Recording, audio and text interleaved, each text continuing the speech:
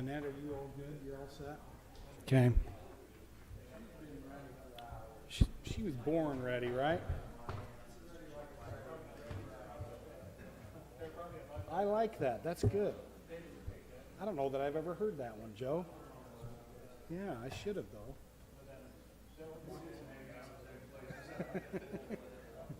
I gotta find my right agenda thing here. I am. Okay.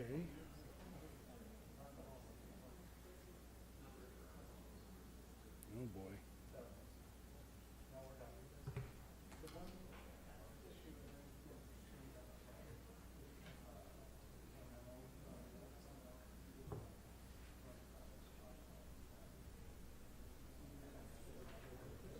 No, I have one of those.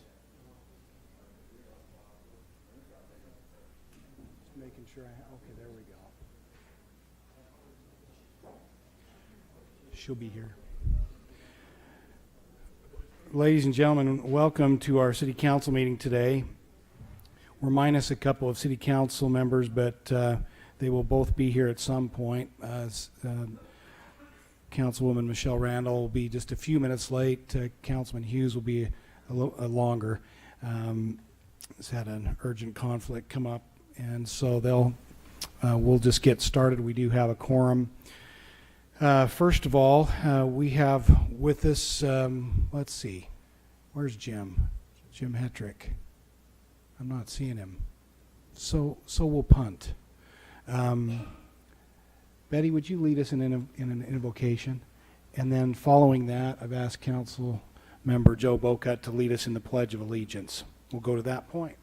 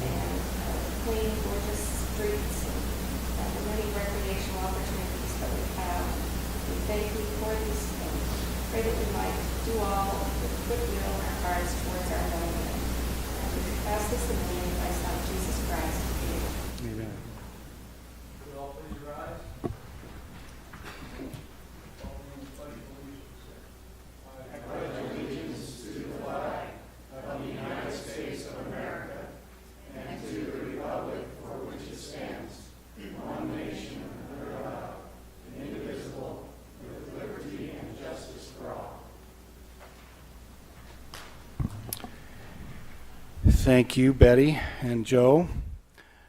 Okay. I am not showing that we have any kind of pre-agenda items today. I might just mention a couple things, though. We just read a proclamation down at Town Square, basically naming today Recovery Day for those dealing with addiction recovery in their lives. There's a great event going on down there at Town Square right now. If any of you were wanting to go support them or know of anyone who could use that, some of those resources, there are all kinds of people there that are helpful in those efforts, and we appreciate them in our community. Also, Joe, you want to give us just a brief rundown of what happened last weekend, Thursday, Friday, and Saturday? If you didn't hear the noise from the rodeo, you may have got the smell of it if you went by there. We did have a great turnout, probably the biggest rodeo we've ever had. We sold the reserved tickets for all 3 nights by Wednesday night. That's a first. It was packed. There was probably quite a few people that had to stand, but it was a great event. We had some great cowboys there, and appreciate the great support we get from the city and from the citizens. Thank you very much, Joe. Joe's deeply involved in that event too, and we appreciate the St. George Lions for hosting and running this event for, I think it's been about 83 years. 83 years, and I've been there for over All right, so that's good. I'm glad you didn't say 83 because I know you're not 83. So, okay, all right. Anyway, it's a great event. It's a lot of fun. A lot of people enjoy that, and it really is, even for those who maybe aren't the biggest rodeo folks. It's just such a fun community event, and we appreciate all that's done. And the Lions just do an incredible job. We appreciate all that you do, Joe, as a Lion as well as a council member. So please pass along our thanks for everyone. And I love the new concession stands and restrooms. Only one negative. Someone told me they missed the stall, but the what do you call it? Yeah, the men's room, the trough. That's it. So we'll explain that later if you want. But anyway, it's a great improvement, and that was partially, well, it was really from the city's perspective. Those funds came from the RAP tax, and then the Lions, I know, provided assistance and lots of labor. Yeah. So anyway, it looks great. Appreciate that. And I'm just amazed at how it cleans up so well. You have one day all that dirt in the street, and the next day it's all cleaned up. So anything else from council members that are here you'd like to announce? Or Mayor, I was just telling Joe as on my way down here coming Foremaster, and I was able to look out to the west, and I seen that beautiful American flag flying. This wind that we're having, it's a little difficult, but it sure does open up that flag, and it just looks so beautiful, and keeping with Betty's prayer of what a wonderful city we have. Yeah, it really looks good. Absolutely. Thank you. Okay, we are missing our city manager today. He's on city business, working with the bond rating folks just to make sure that we can keep that bond rating that's important to us as we have to borrow for public financing for various large projects. So he'll be back with us tomorrow. So first on the agenda, I'll just make a note here, Council. Items 2A and 6D. The first 6D, might notice there's a little mislettering there. I won't say numbering, but so there's a 6A, B, and 2 Ds. The first D will be held at another time. That will not be today. So those are the two items that will not be today. Otherwise, the agenda, I believe, Sean, I don't know of any others that were changed. Does that sound right?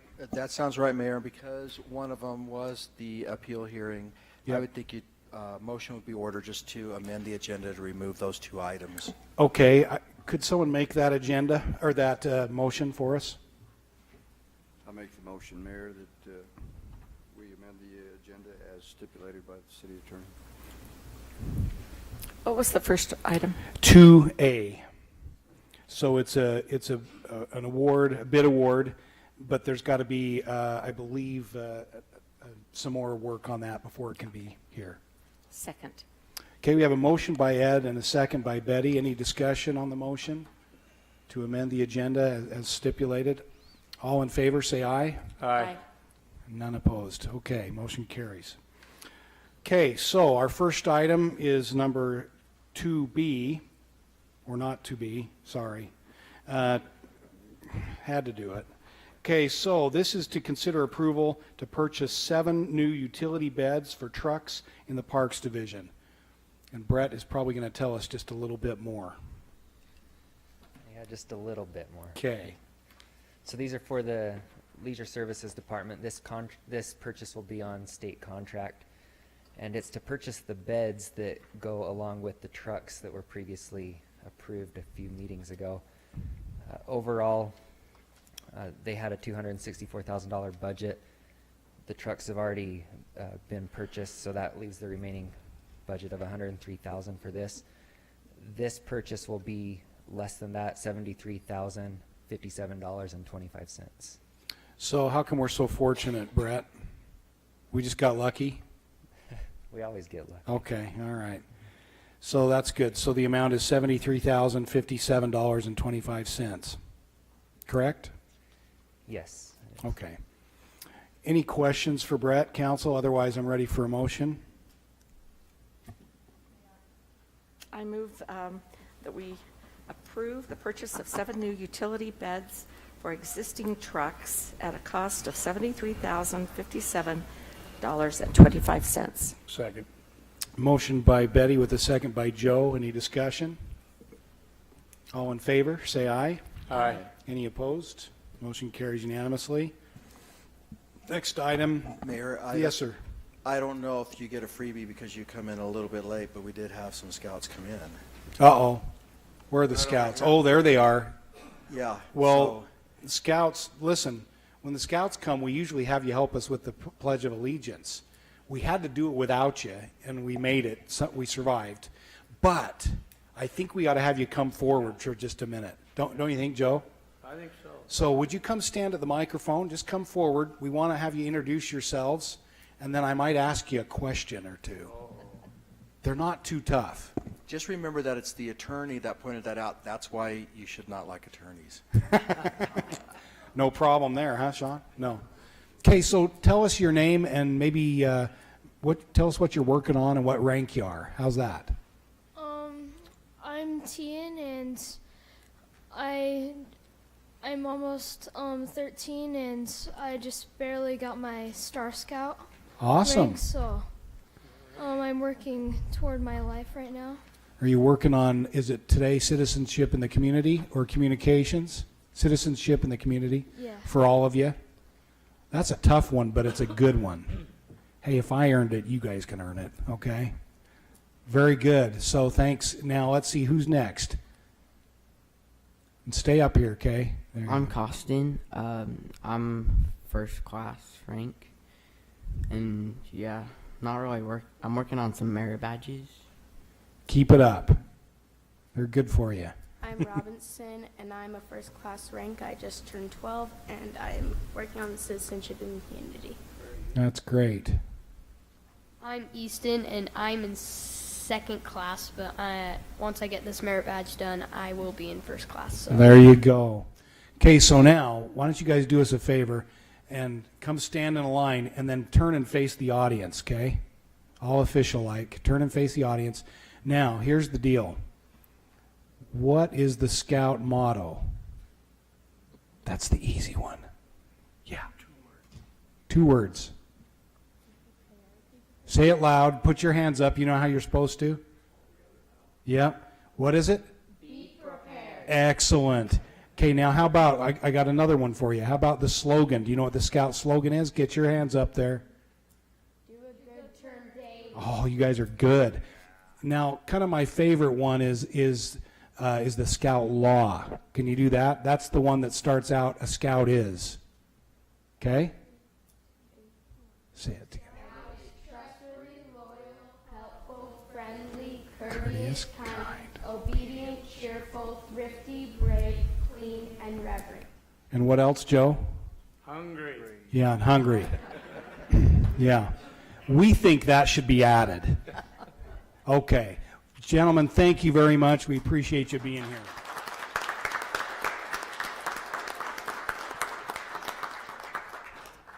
We are so benefited by the young men and young women of our area who do service projects, whether it's for scouting or other youth programs. We just really enjoy that and appreciate it.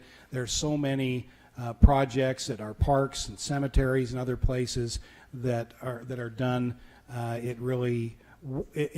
It's good because you feel like you did something, you built something, and it's hopefully something lasting.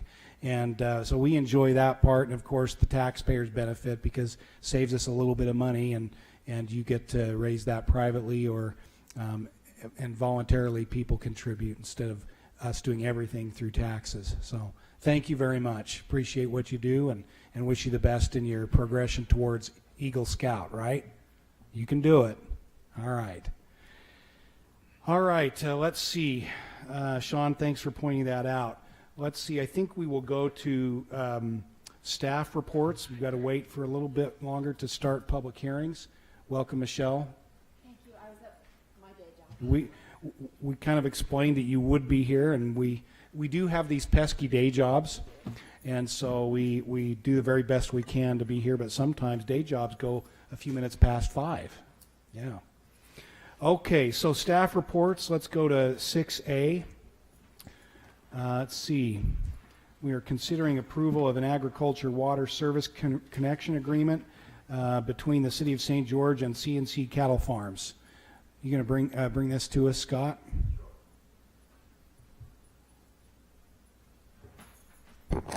So on occasion, we get a request from the agricultural group or the farmers. They would like, on occasion, to have a water connection to specifically for agricultural purposes, mainly for livestock watering. The impact fees associated with the water connection is cost prohibitive for most of the farmers.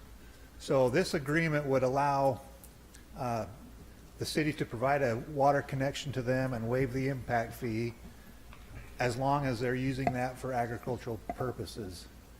The agreement is tied to their property, recorded with their property, so if their property ever changes hands or if they use that water connection for something other than agricultural purposes, then we would disconnect that water connection, and they would have to pay the regular impact fees to use that for something other than agricultural uses.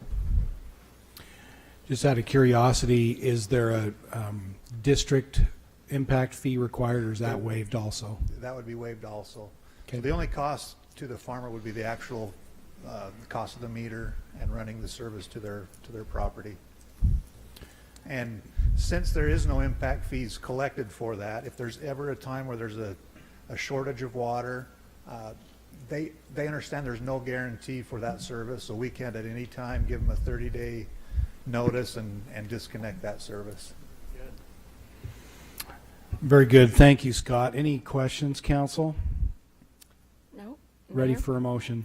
I'd like to move that we approve an agricultural water service connection. Sounds like the rainbow connection. Yep. Whatever. Between us and C&C Cattle Farms, as Scott presented. Okay, we have a motion by Betty, second by Ed. Second. Any discussion on the motion? All in favor, say aye. Aye. Any opposed? Motion carries unanimously. 6B.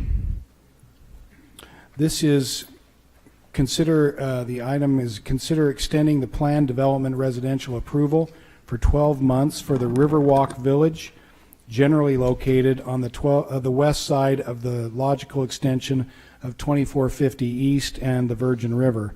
Switch Point is the applicant. John? So this is our the transitional housing that was approved September 22nd, 2016. City code requires that a planned development residential issue a building permit within 18 months. They've asked to extend that approval for an additional 12 months. They've been working on the funding for the project, and they anticipate that it'll be under construction spring 2018. Seems reasonable. Any questions, council? I'll just make a comment. I received an email today on that today. They're having a fundraiser. I unfortunately don't remember when it is, but to try to raise that money locally to make up the difference on what they need. So it's a great project. It is. Appreciate our partnership with them and those that support the Friends of Switch Point, the 501c3 organization that does the funding for that operation. Any other questions or comments? Otherwise, council, I'd be ready for a motion on this item 6B. I'll make a motion to extend the planned development residential approval for 12 months for the Riverwalk Village at 2450 East and Virgin River approximately. Second. Motion by Michelle with a second by Joe. Any discussion on the motion? Seeing none, all in favor, say aye. Aye. Any opposed? Motion carries unanimously. Now we will go to the second 6D. The first 6D is moved forward. We made a motion earlier, Michelle, just so you know, to put that to another in a future meeting. So the second 6D, appointments to boards and commissions, we don't have any, unless you have any for me. So let's see, we will go to we might as well approve the minutes if you're so inclined, council, and then we'll go back to public hearings. I'll make a motion to approve the minutes from August 3rd, 2017. Second. Motion by Michelle, second by Ed. Any discussion? All in favor, say aye. Aye. Any opposed? Motion carries unanimously. Minutes for August 10th, 2017. Do I have a motion to approve? So moved. Motion by Betty, Second. second by Michelle. Any discussion? All in favor, say aye. Aye. Any opposed? Motion carries. Motion to approve the minutes from August 17th, 2017 and August 24th, 2017. Second. Motion by Michelle with a second by Joe to approve the meeting minutes for both August 17th and August 24th. Any discussion on that motion? All in favor, say aye. Aye. Any opposed? Motion carries unanimously. So now, let's see. We would Got go. one more? No, Did we do got. the 24th? We did. She combined them on that one. Oh, Yeah. maybe I didn't pay attention. Yeah. Maybe I'll change my vote. Let's see, going back to public hearings, I guess we could start. We're at 5:30, so we will go to item 3A and just proceed through the agenda. This is a public hearing to consider changing the zone from RE 37.5 residential estates to R110 on 1.516 acres located at 1330 West, 750 North. Church of Christ is the applicant. John? So the applicant is requesting a zone change from RE 37.5 to R110. This is this scenario showing the location of the property. There is an existing church on the property, and so what they're requesting is for this property to be rezoned to R110 with a subdivision to follow if it's approved by City Council. This is the zoning. It's 37.5. There is some R110 located to the east and to the south, surrounding it on two sides. The general plan is low-density residential, which supports units 0 to 4 units an acre. R110 is located within that recommended zoning.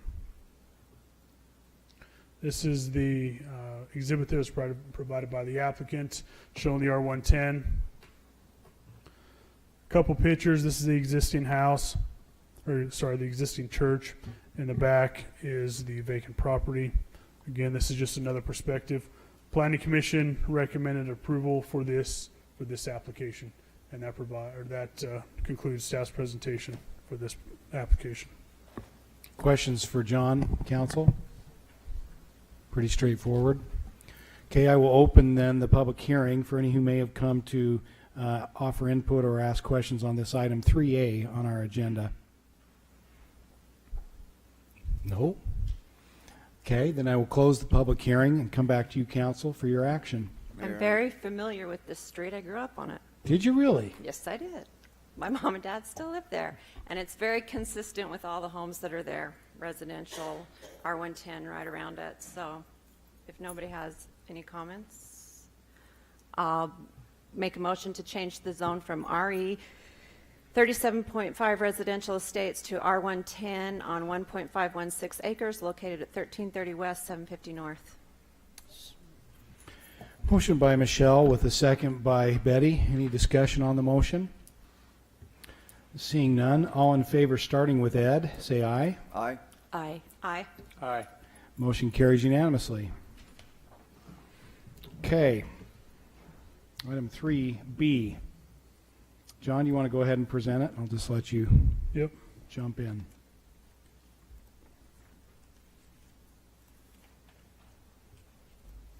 Next item on the agenda, it's item 3B, a public hearing to consider changing the rezone to C3 commercial to PD planned development student housing on approximately 1.04 acres, generally located at 1100 East and Tabernacle. Nelson Brothers Professional Real Estate LLC is the applicant. So this is a PD zone change, so the City Council has the opportunity to review the zoning, the density, site plan, and also the elevations for this project. This is the location of the project. Tabernacle is located here with 1100 East. This is I-15. So this is the proposed project. The current general plan is commercial. The zoning is C3. This is the student pedestrian emphasis area. This was approved in 2014. It allows a property owner to request PD SH, and this property is located within that emphasis area. It's located right where my arrow is pointed. So this is the proposed site plan. There's two buildings. There's building one. Building one is a 3-story building. It's approximately 34 feet in height. Building two, which is along I-15, is approximately 2 stories. They are proposing 31 units and approximately 68 students. Each of the buildings is under 35 feet. The area is 1.04 acres. There is provision in the code that requires a minimum of 2 acres for student housing zone, unless an exception is approved and is determined that the project less than 2 acres is compatible and integrates into the surrounding areas. And so they are requesting that reduction from the 2 acres to the 1.04. They did provide an email that I believe is in your packet justifying that request. The density, they're proposing 31 units an acre. The code allows 40 units an acre.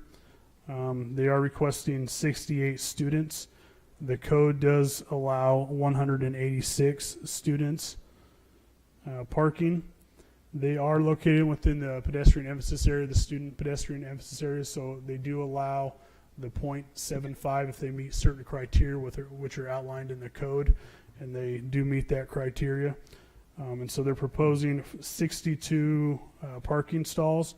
51 of those are for students, 10 are for guests, and 1 is for management. And so they do meet the parking requirements per code.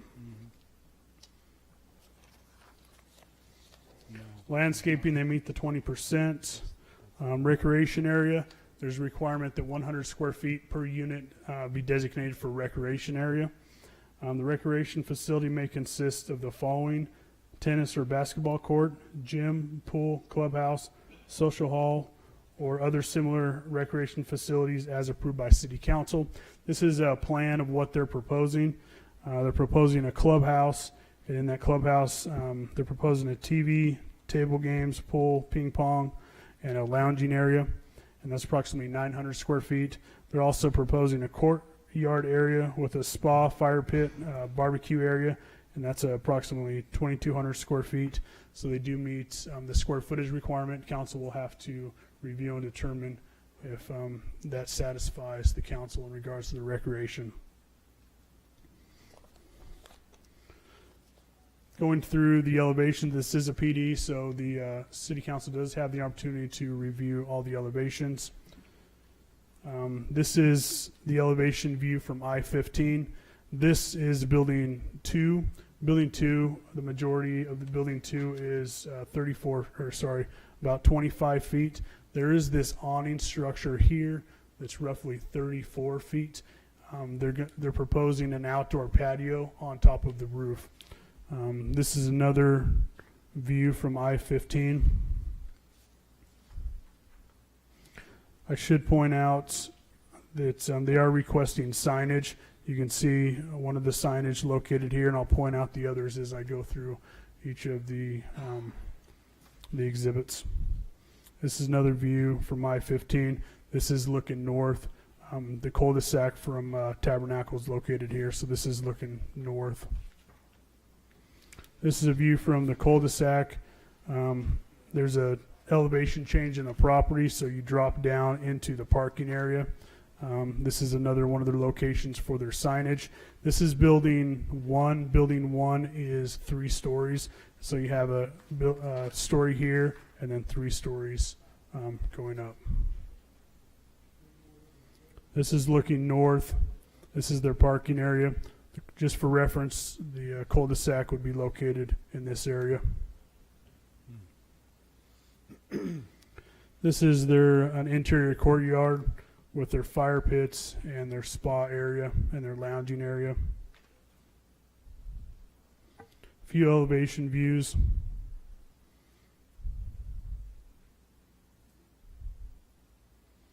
This is the signs that they're proposing. The signs are approximately 47 square feet. This is a PD, so they are requesting a sign plan for this property.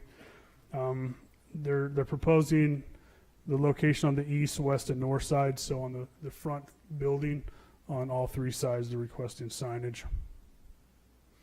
The materials board is located on the table. Planning Commission, one of their recommendations was that the applicant provide an updated materials board that shows the updated material and also shows the patio cover and all the materials with the patio cover. The applicant was supposed to provide that prior to the meeting. We haven't received that. And I have not seen the applicant this evening, so I'm not sure if he's attended. Okay, looks like he's here with that updated materials board, so I'll let him present that. Couple street views. Planning Commission heard this and took public comments on this particular item, and they recommended approval on this item 6-1. And they, again, with the additional requirements, they updated the material board with the actual materials. Also, they did make the finding that the reduced acreage was harmonious and integrates into the neighborhood. There are other recommendations that were provided in your packet from the Planning Commission. And that concludes staff's presentation. The City Council has any additional questions? John, can you point out where the pedestrian walkway would be from this site down through to connect to 100 and the 1000 signal light? Yeah, so located in this area is the university has those office buildings. And there's actually an existing staircase that connects to this property. And I believe the applicant is working with the university in order to allow them to pedestrianly access through that stairway and down to 100 South and to the university. And so as far as pedestrian activity goes, that would be the main access down to the university. Thank you. Any other questions for John before we have the applicant come forward? Thank you, John. Okay, if the applicant would like to come forward and make any comments, show us the board. We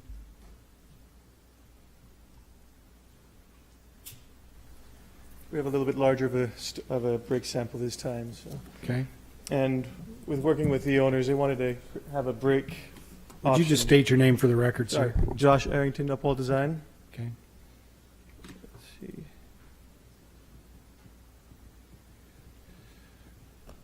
And so on these renderings, they wanted to use more of a natural looking brick. This is actually it'll be a stucco product, but they can make it in such a way that it has the appearance of brick for that. And we've also included updated samples for the three different stucco colors, that darker, almost blue color, the gray, and the lighter color, as well as John was mentioning that rooftop shade, and that will have a fabric covering, and we've got a sample for that as well.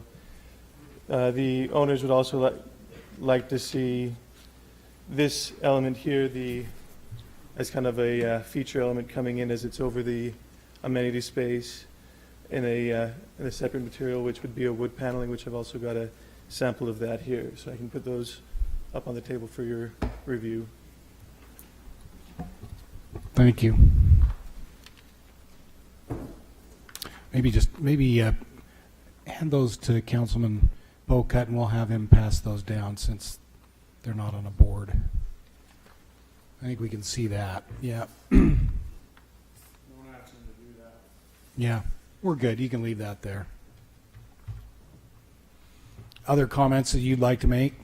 We went through Planning Commission. We've talked to some of the neighbors. I know at least one of them's here, and they've been fairly good to work with. And I know this area is currently not a residential area, but we feel that it does connect in with the other residential developments along I-15. As you see here, most of this is the residential student housing, and we're just kind of tacking onto that on the northmost end. So appreciate your considerations. Thank you. I didn't ask council, do you have any questions for the applicant? Yes, I'll ask a question. Okay. Josh, Mr. Harrington, you indicated you talked to the neighbors. Yes. That would be a lot of the commercial businesses that are Mhm. there. And did you have any discussion as to the full impact of the traffic and how it would impact on those businesses? And was Yeah, everybody in yes, support of that? that was one of their concerns, is that Tabernacle right now on that spot is a very difficult road to get out of, especially during rush hour. Our comment to that is, since these are students, most of the time, if they do bring a car, they'll bring it in at the beginning of the semester and maybe use it incidentally during the year to go to the movies or to the restaurant. It wouldn't be used necessarily at the same time as most business commuting, as they're so close to campus. It wouldn't make sense for most students to get a parking pass and commute to campus. Thank you. Any other questions at this time? Okay. Thank you. Okay, I will open the public hearing at this time for anyone who might have come to express their input on this item 3B on our agenda. As you come forward, if you just state your name for the record as you get to the microphone. Hi, my name is Sandra Call, and I'm a terrible speaker. Don't even worry. We're all friends here. But I have some points that I'd like to make everyone aware of. They did come and they did address us, at least myself, with this development. I'm not in favor of it. Where are you located? I'm located out Tabernacle. It's 16 North, 1100 East. It is there a pen? Oh. Which business is it? It's Desert Coach RV. Okay. It's right above the development. Yep, gotcha. Okay. First of all, a little history. I've been here my whole life. I was born, raised here, and have stayed here for 62 years almost. My business, I've owned a business for 24 years, and the owner of the property above them, along with, we did own those two parcels, actually, that they are trying to develop. I love my hometown, and I get emotional when I talk about my hometown and the development and things that I still hope we have control over. I have stood here 4 times in the past few years fighting something similar to this development. I want to bring your attention to the fact that there is nothing in this area but businesses. And I am not only fighting for my business, my job, my employees' jobs, but also the surrounding businesses.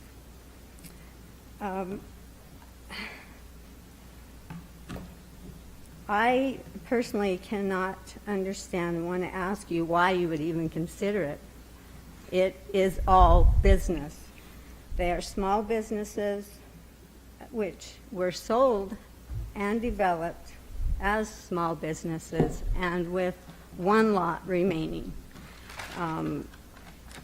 To consider the land change, the land zoning change, I can't understand.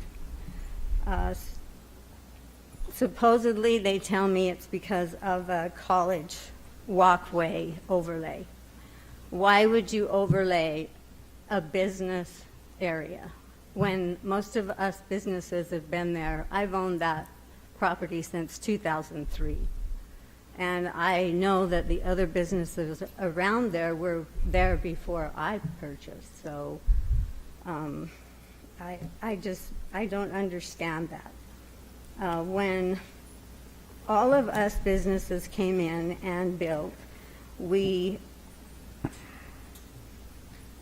built according to the ordinances, to the zoning, and we were harmonious with each other. And you're talking looks. I don't look at just because they look alike and they make this look boxy like a lot of that area does. But harmonious also means keeping businesses in business areas.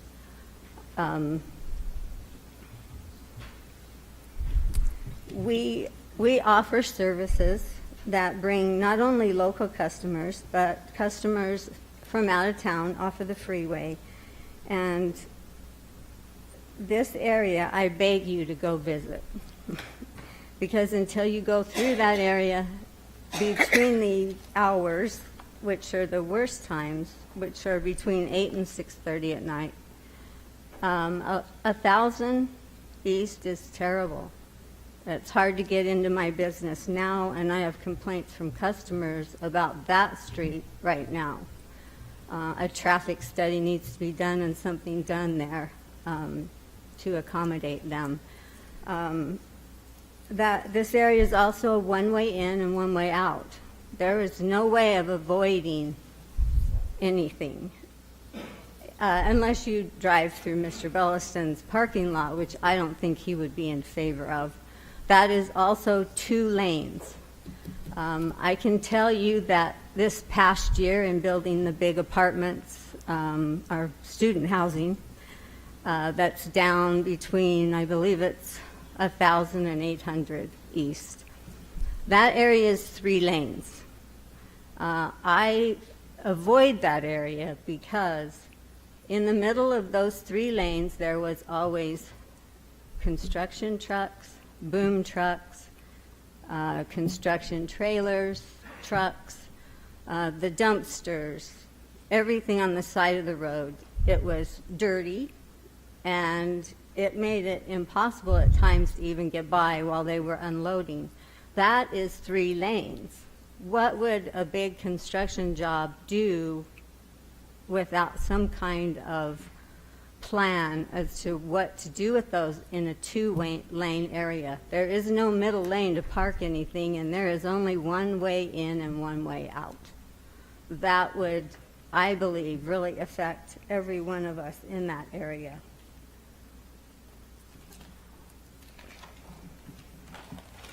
Parking, to me, is a problem, mostly down the street on 1,000, all around the college. Our streets are lined with cars. When you come into our business district, is what I call it, you will find that my customers with 40-foot fifth wheels towed by a truck cannot turn around in that cul-de-sac if people are parked in the cul-de-sac. It's impossible. Well, where are all these people going to park that are coming to visit this housing development? And we already have an issue. The walkway out the back is great, but they're using it in one of their driveways, one of their parking ways. That takes up 1 parking spot, in my view, too. But, you know, they have probably, a 30-foot opening to drive down into their area, and it's in the middle of that cul-de-sac. I just don't know where all this is going to take place without more planning too, and more studies with the traffic, not only on 1,000 and around the college, but in our one-way in and one-way out development. I think it's very important to do that before you make any kind of decision to put something like that there.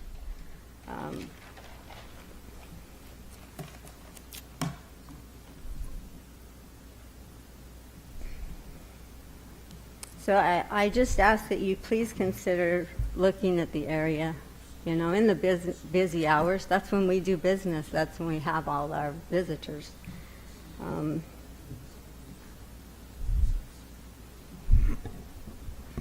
I could say more, but I think I'm going to let that stand. I think it's enough for you to understand exactly what we're afraid of. I believe that, you know, I went and visited an attorney, and he told me that, you know, I should make it, I should be able to tell you that if that does ruin our businesses with lack of being able to get around in that area, and we lose our customers, that, you know, we could hold you liable for that. I don't want to do that. I just want to be able to have a business and continue my business till I retire. and then move on and hope somebody can still stay there and do that also. So Thank you. Thank you. Appreciate it. Might just have the city attorney speak to that last comment. Well, obviously you have broad discretion in planning and zoning, and so there would not be any exposure that way as far as liability for an increase in traffic. I'll say we have a great relationship with the Calls, and they actually lease property from us for years, excess property of the roadways that we have out there, and they've done a great job with their business. So, but we would not, that's not a concern that you should have in making your decision tonight as far as any kind of exposure to liability. The other thing is, it is, it's always tricky when you have a street like that, backs up against I-15. Not a lot we can do about that. It is going to remain, one way in, one way out, unless, something changes with an adjacent property where you can have another way. But so it is tricky, and I believe it was that way when you occupied your building. And so, that hasn't changed. The other thing is to consider, and again, I'm not speaking to what the council may decide tonight, other than, it is currently zoned C3. And there's going to be something there at some point if the property owner chooses to do that, and there's going to be more traffic. So how much and how many cars, that is something we need to consider. And parking on the street could be a problem. So those are things we'll consider, and we appreciate you bringing them up. Other comments from the public on this item?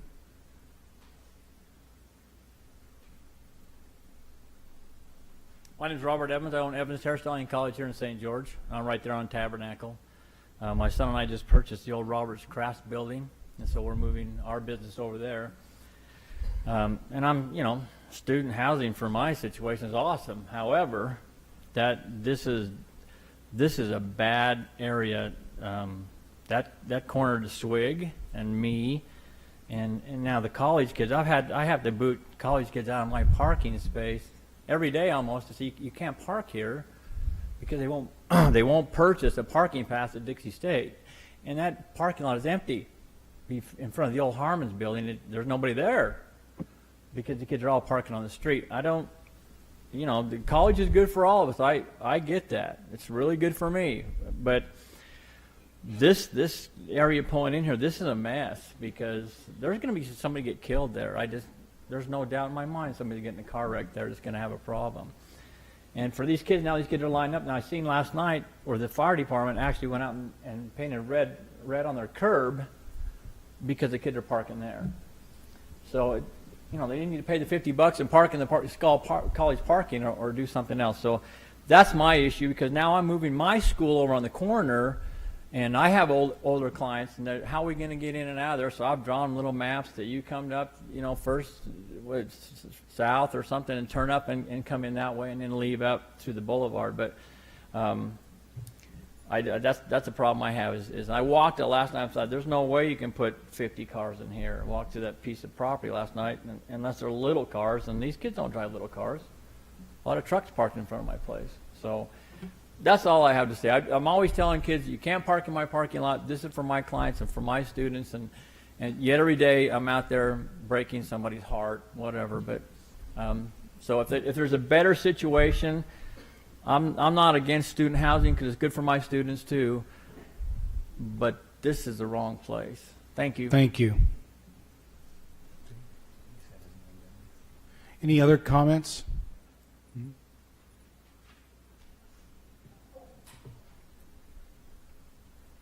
Yeah, my name's Delwyn Bracken. I have a repair shop just around the corner from there. Yeah. Just some little comments I want to throw out there. It's just the street in front of us is packed 2 blocks down. That's pretty good for our business because we get an accident about once a week down there. We have a towing business. You've towed one of my cars before. Yeah. Thank you. It was a good kind of tow. Yeah. What my concern is to think in the future a little bit. You've got that one set of housing just around the corner, this massive building, which I feel bad because it's so tall. It's not full of students yet. Then they're going to build another one a block or so away by the graveyard, another student housing. Well, there comes a point, these kids are parked on the street. There's no parking. I don't understand why we're not building a little further away from the college. Why does it have to be right there? I don't understand. That's where they want to be. You ask But, them? yeah, I think developers want to be there to make money. that is where they want to Yeah. be. They want to But be as it'd be close really as they nice can. if they'd go, here's my biggest thing. Mhm. If they go a little bit further south, where the elevation's lower, Mhm. then you wouldn't have these massive buildings, which they're building, sticking up, and I'm always starting to see is buildings. I really have tears in my eyes sometimes when I just start seeing buildings going up, and all I can see is buildings. I used to be able to see the temple from where I was at. Now I just see a building. And I'm just have a bad feeling with just buildings going up in the air. But if they put them down to lower elevations, where the college is at, say, or just the other end, you wouldn't see these buildings. You wouldn't notice them. And the bad thing I see with this is why don't we do just like we do on Bluff Street? Remove all the businesses, then you got big wide streets. In other words, I'm talking about Bluff Street, wiping out the business to widen everything. Well, I just see this housing is destroying those things. There's zoning. That's why we have zoning. When I built my business, there's zoning. They're pretty strict with me. And I feel good that it's not as tall as I was thinking it was going to be. Mhm. But I can't see standing them putting up with it. The traffic. When the traffic backs up for a couple of blocks straight for about 2 hours in a day, that you can't get out of my shop. You have to wait there for quite some time just to leave because of excessive traffic. Mhm. Mhm. It's Anyway, a busy place. I just threw a little bit of that in there. Thank you, Dal. Appreciate it. Other comments? Just in terms of the height, John, it doesn't exceed the 35 feet, correct? It does, in student pedestrian zone, they can go 55 feet. So they're 34 feet. Okay. How do I switch this to the maps and things? You get John to help you, and he's coming. Just the main map. You want to see this or the aerial? Now, my name is Larry Belliston. We have businesses in this general area. I don't know if I can point to it here. Does it? If doesn't you show up point there, to it, does. it'll move. Don't touch the screen. I won't do that. You can use the mouse. Oh, I could use the mouse. Okay. Yeah. I don't know if you can see that. Those buildings right there are ours, so Mm-hmm. they will be directly impacted by this student housing. Let me talk a little bit about some of the things that on the student housing, what we're dealing with here is really student housing that has been specifically constructed to benefit the owner of that property and the college. It's very different than other student housing because it requires 25% less parking than is normally required for most student housing. Yep, we enacted that ordinance. You did. We did. I know that. Yep. I've seen the ordinance and I know Yeah. exactly what it is. Yeah. And I appreciate that. You did. Yeah. But what it does, though, it assumes that since you have 25% less parking, that you need 25% less parking. I don't think there's any indication of that whatsoever. And I'll go through and talk about some of that. It's tantamount to saying, and I support the university. I support the city. I've lived here for a long time, and I've been before, not before this council, but I've certainly been before other councils several times over the years. Fortunately, I haven't done so for a long period of time, and I'm a little nervous about doing this, but anyway. Okay, so this project, and John talked about some of the things. I think I may go over some of it. I assume that you all have this planning commission, this report that you received. We have it before us. Okay, I think I'm going to go down some of the things in that report, if you don't mind. One of the things is amenities. This project is required to have amenities. In other words, it's required to have area where they can have parties, they can have get-togethers, they can invite others to come visit them, they can do things like that. Those types of things bring in additional need for parking. There are 10 parking spots for someone to come visit, but there are no more than 10. And so if they want to have a party with more than 10 people, assuming that it's empty and there's nobody around, then they've got no place to go. that parking. So that's an additional parking problem that's created by it. The 1.04 acres is supposed to be 2 acres. Right. John, when I say that, that's the minimum required for the ordinance. You're asking for a change. It's an exception. yeah. Exactly. To 1.04. Generally, when you have things like that, 2 acres, it's to protect the other businesses and people around. And in this instance, that's specifically what's going on in trying to protect businesses and people from student housing projects, because student housing projects bring a lot of things in that are different than others. Kids don't tend to, as Robert expressed, they don't tend to watch parking requirements very closely. They do about what they want. And I've talked to other owners of student housing projects, and their comment is that they are forever battling the parking problem, even on their own property where they have adequate parking. That the students tend to come in and say, well, I was only going to be here for a minute. So they park right in front of the dumpster, or they park right in front of an emergency exit, or they park, in front of other kinds of things and create problems for them. So the ones I've talked to have said that parking is an inevitable problem if you've got student housing. The university has parking problems now. As Robert said, even when they have adequate parking, they have parking problems because the students just don't adhere to it. It's a real issue.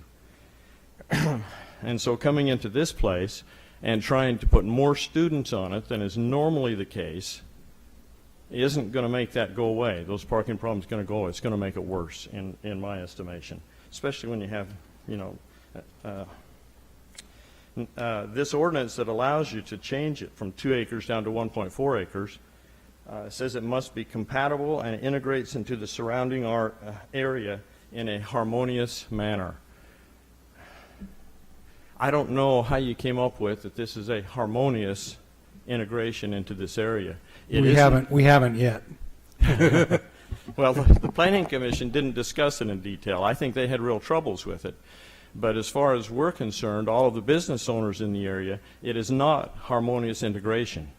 It doesn't work very well. So we'd suggest that exception should not be granted because it simply doesn't work. It doesn't protect the people there. John went over and talked about that there's 31 places and could be 6 students and 186 students and so on. In reality, this place has 31 units and 68 beds. The reason it has 68 beds is because in that area where it says units and beds, if you read the last line, it says if all other code requirements are satisfied. That's all they can get in there. And that's even 25% less than what would normally be the case. So in reality, on their parking thing, they have 51 parking spots for students. They have 68 students. So if that'll give you an idea. Now, my experience has been, I assume yours is similar, students have friends, family, they date. They, in this instance, have encouraged recreational activities, events, and parties. And all of those people come here. They don't come without cars a lot of the time. Most of the time they do come with cars. And so that's a real issue. Let's see. The reason that these people are able to develop this with 25% less stalls than would normally be the case is because of the ordinance that the city wrote. And that ordinance basically says, it says several things, but let's discuss some of the things that it talks about. It says that the owner of this property has to give a report to the city and has to give a report to the college. And because they give that report to the college and the city, it basically gives them the opportunity to not have as many parking stalls. That's the essence of the ordinance. Is that kind of correct? That's correct. It actually is to ensure that it's students that are living in that apartment complex. Okay, that's one of the things that it's supposed to ensure. Right. I agree with that. But and the way that it ensures that, and so what it is it's written for the benefit of the college. Number one, the fact that you've got additional students with less parking is for the benefit of the owner. Higher profit and less cost, at less cost. Well, I mean, obviously, they spend less on building parking stalls. That's correct. And building too. I mean, different things. So it's a More occupants for each apartment, of course. Okay, so in a similar way, if you as a council decided that you had a favorite restaurant that needed, we needed this specific restaurant in a given area, and you said, hey, we'll put you in here, and you know what, we'll write up an ordinance, or we'll give you an opportunity to have 25% less parking in your restaurant, than what the zone or the code calls for, then it could be that restaurant would come in. That would not make the surrounding businesses any more protected. It would not protect the surrounding businesses. One of the other issues is that you protect the surrounding property owners in things that are done, which I can discuss in a minute a little bit more in detail. I would add that, for example, with the vintage that's going up in our development agreement, it also states that only a certain number of students are allowed that are occupying that building are allowed to have cars there. Correct. That is correct. I'm going into that right now. Sure, right. But that doesn't, you'll probably point out that doesn't mean they won't drive a car down here and park it somewhere else. But Well, that's one of the things, and for good reason, and I can explain that as well. Why I think, we'll see. What it says is that there are two reports. One report that goes to the city, and one report that goes to the college. What the city and college are going to do with those reports, I don't know. Do you know?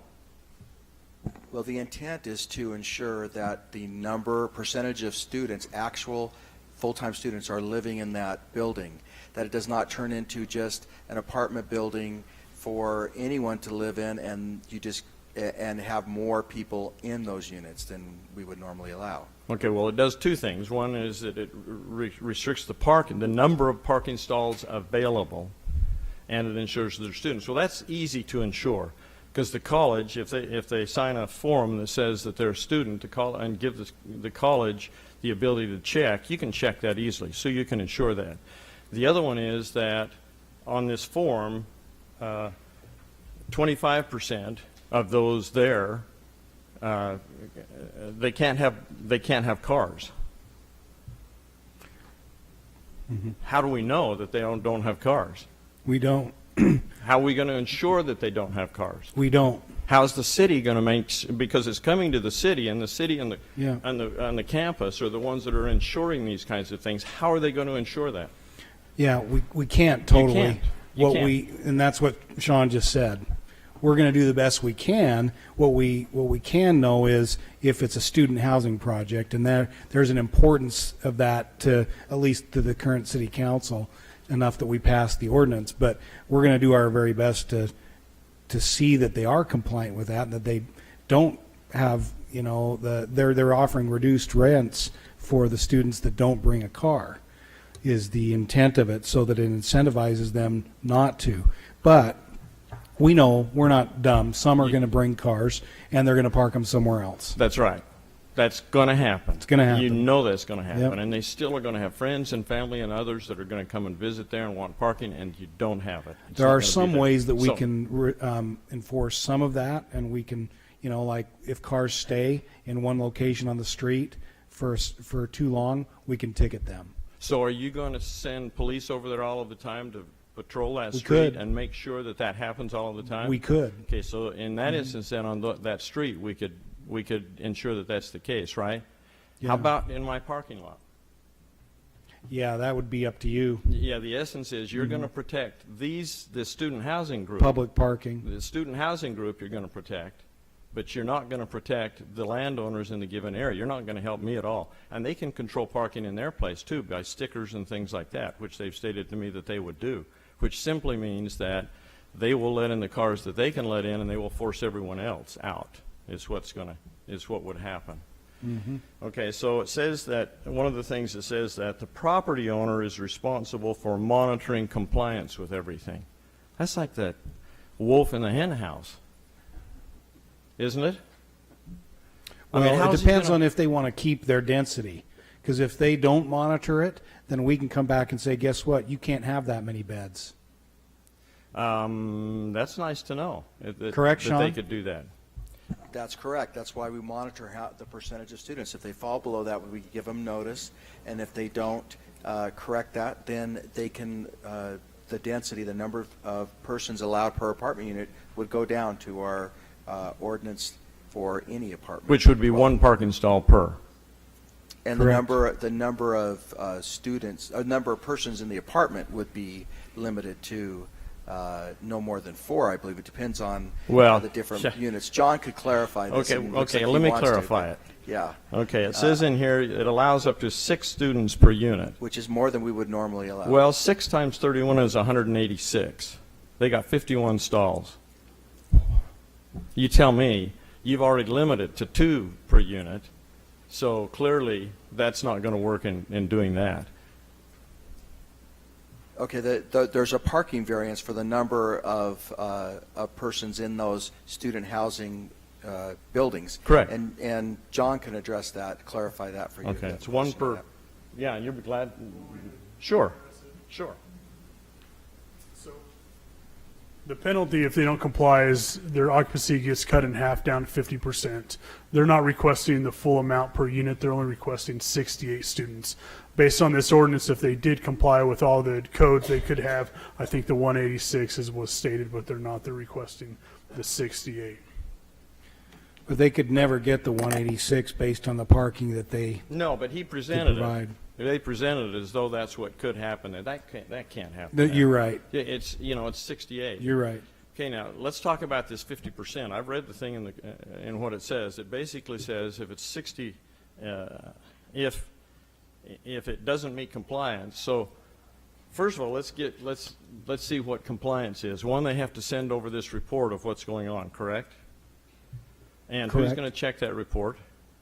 That'll be on us to check with the university. Okay, so when it says in there that 75% have cars and 25% do not have cars, what I'm concerned with is the one that say they do not have cars. Mhm. Are you going to check to make sure they don't have cars? That's Joe's job. He volunteered to do that.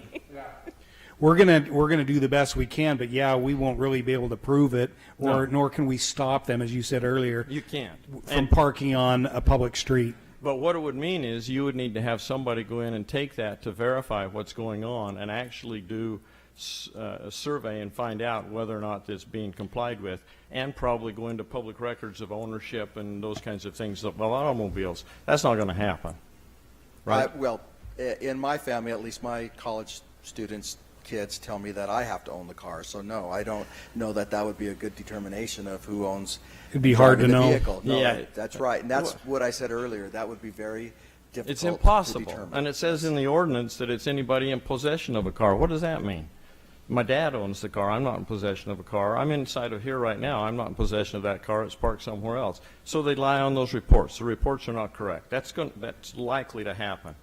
Now, if then, let's take that issue of it. Let's assume that this owner lies on that report and sends it in. Maybe a student walks in and he says, the owner says, we can only have so many people with cars and we don't have any more, so you can't be a student here. You can't have housing here because of that. Student says, well, all my friends are here. I want to be here. This is the place. This is the great place to be, so I want to be here.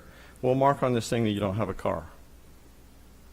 So that's what they mark. He walks out the store, I don't have a car, but in reality they do. So Well, in my again- mind, that's likely to occur. Yeah, and Let's- again, and it could. I don't think we need to belabor this, Larry, because Okay. we don't disagree that some of that can happen. And there could be a lot of it happen. The point is, if it doesn't work, we're going to come back to them and say, this isn't working. Okay, we're let's going go- to we're going to make it so effectively. You go back to the 100. Okay, as far as I know how that Mhm. works, it works like this. If you have something that's out of compliance, Mhm. then it should be reduced to 50% occupancy there. Now, 50% of these numbers that were presented is nonsense. It would have to be 50% of those parking stalls that are there. In other words, 50% of the 68. It'd have to be 50% of that. Now, can you imagine what would happen if poor Susie's in there and all of a sudden they come back and say, hey, Susie, you got a scholarship, you're going to the college, you're getting kicked out. 50% of these people, that's the penalty, is we kick them out. what's that going to do to the city? I mean, how does that repercussion come back on the city when they go back and do that? Okay. What is the penalty for the owner who is monitoring compliance if they falsify reports? What is the penalty for that? Joe's going to throw him in jail.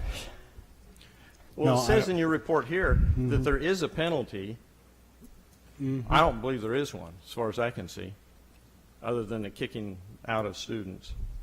Okay, let me go over some other things since we've belabored that a lot. Yeah, we need to move it along, Larry. Hey, I don't mind moving it along. Hit him as quickly as you can. I will. Well, I'll go to maybe one final thing then.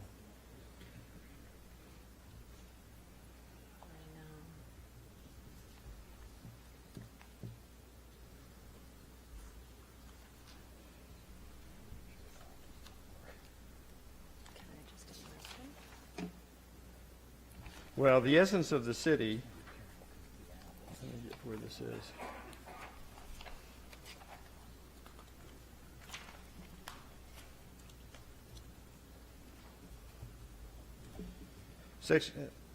City, let's see. Given all? Now you've put me out of order. I can't find it. But the essence of the city is to protect the individuals in a given city. That's what the ordinance and things are for, correct? And in this instance, if what you're doing is protecting the individual residents of a city, those that are closest in proximity would be those that obviously deserve some type of protection. You do it for the entire community. Those business owners and people in that area deserve some kind of protection, because as we can see and you can see, there are problems that are likely to occur in this instance with this project, and given the ordinances and things the way they're crafted. Thank you, Larry. Fair enough. Thank you. Thank you.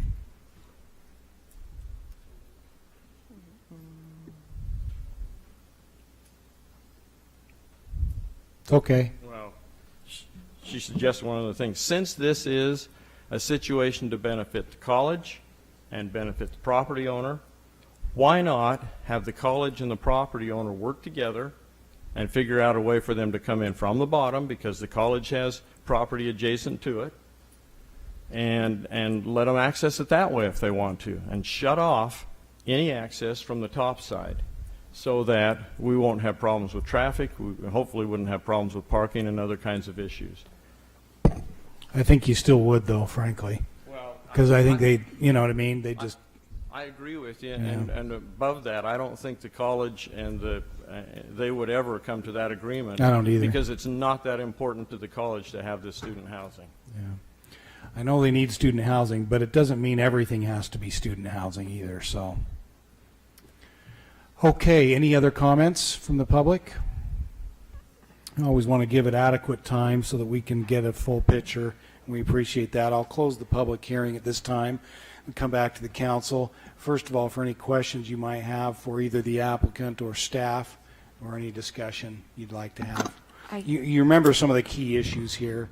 You know, there's an exception that has to be granted in order to do this because of the 2-acre requirement of the ordinance. That's important. So One thing, go ahead. Go ahead. I disagree with the applicant that students don't drive, that they're just going to walk to school and then not use their car. I totally disagree with that. although we wish they wouldn't drive so We wish much. they wouldn't, but they're going to. And this street is horrendous. And I cannot imagine putting 51 cars at the end of the cul-de-sac. Joe, do you have something first? One other comment I have on that street. You know, as you look at the other student housing that we have already approved, they all have 4 street access to those student housings. True. This one has 1 street access. That's my challenge with it. And mine, I have driven at multiple times of the day into that area, and in my estimation, it is not compatible and it is not harmonious with what is going on there. It is a difficult place at best as it stands now, and I just don't, in the best interests of the students, of the businesses that are there, and everyone, I just think that this is not a good thing. I'd love to make a motion if we're through. Let me see if Ed's got any comments, and then Betty, please feel free. Well, I would just comment, Mayor, that while I'm very sensitive and supportive of the college and their needs for student housing, that I'm also equally as concerned for the business community and the businesses that are situated there. I recognize the traffic issues that exist there. Like Betty said, that traffic backs up all the way from Brackens all the way down to 100 south at times. We also really didn't highlight the fact that we had a fire station that is one of the busiest fire stations. It's constantly coming out, and the traffic hazards that would be created there are just horrendous as far as I can see. So Betty wants to make the motion to deny. I'll leave it with her. Well, we all support the university. We support our students. We love them. We want them to be adequately housed.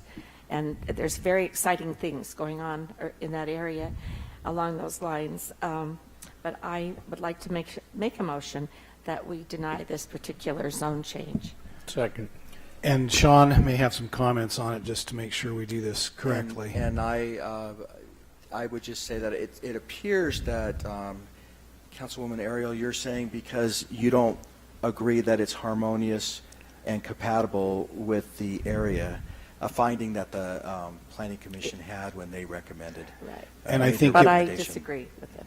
Yeah, and I think it might be wise to note that in the motion, and maybe the concerns. and the concern about the 2-acre thing as well. That's right. Exactly. It just, when I say compatible, it's just not big enough. I looked at the drawings of the renderings, and even the open space or the party space, I don't know what else to call it, reminded me of a prison cell yard with concrete on either side. It doesn't have the space to adequately do what they want to do. And it's important that we support all of these things, but that we also do it well and do it right. And so we have a motion, Betty, and would you agree to yes, stipulate with those findings absolutely. related to the not being compatible harmonious? with the area, and Traffic problem. concerned about the acreage and acreage, Mhm. the change in the. That is one of the reasons. This is one of the reasons why we put that in the ordinance, is to make sure there was adequate space and that there was, including open space as well as the parking. So, let's see, Ed, did you second the motion? Joe did. Joe did. Are you okay with those modifications? Any further discussion on the motion? Seeing none, all in favor, starting with Joe at this time. Say aye. Nay. Remember? This is to deny it, so I will say aye. Aye. Aye. Aye. Motion carries.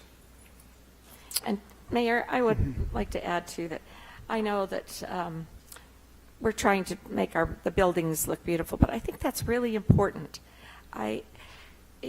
Pioneers made beautiful buildings, unbelievably beautiful buildings, and we make square boxes, and we have way too many of them.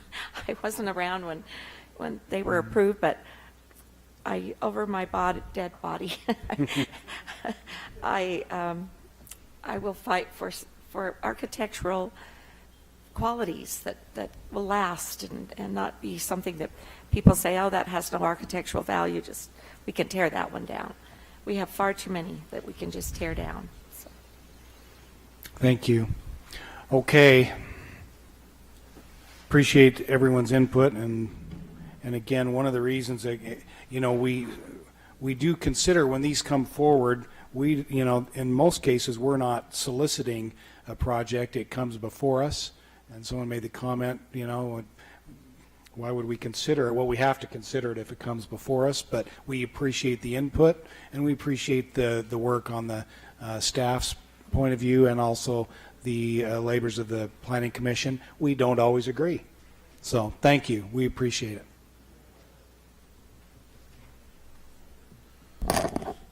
Next item, 3C, a public hearing to consider amending Title 10, Chapter 7F of City Code pertaining to residential central city rezone to amend development standards for minimum lot width, rear yard setbacks, and side yard setbacks. City of St. George is the applicant.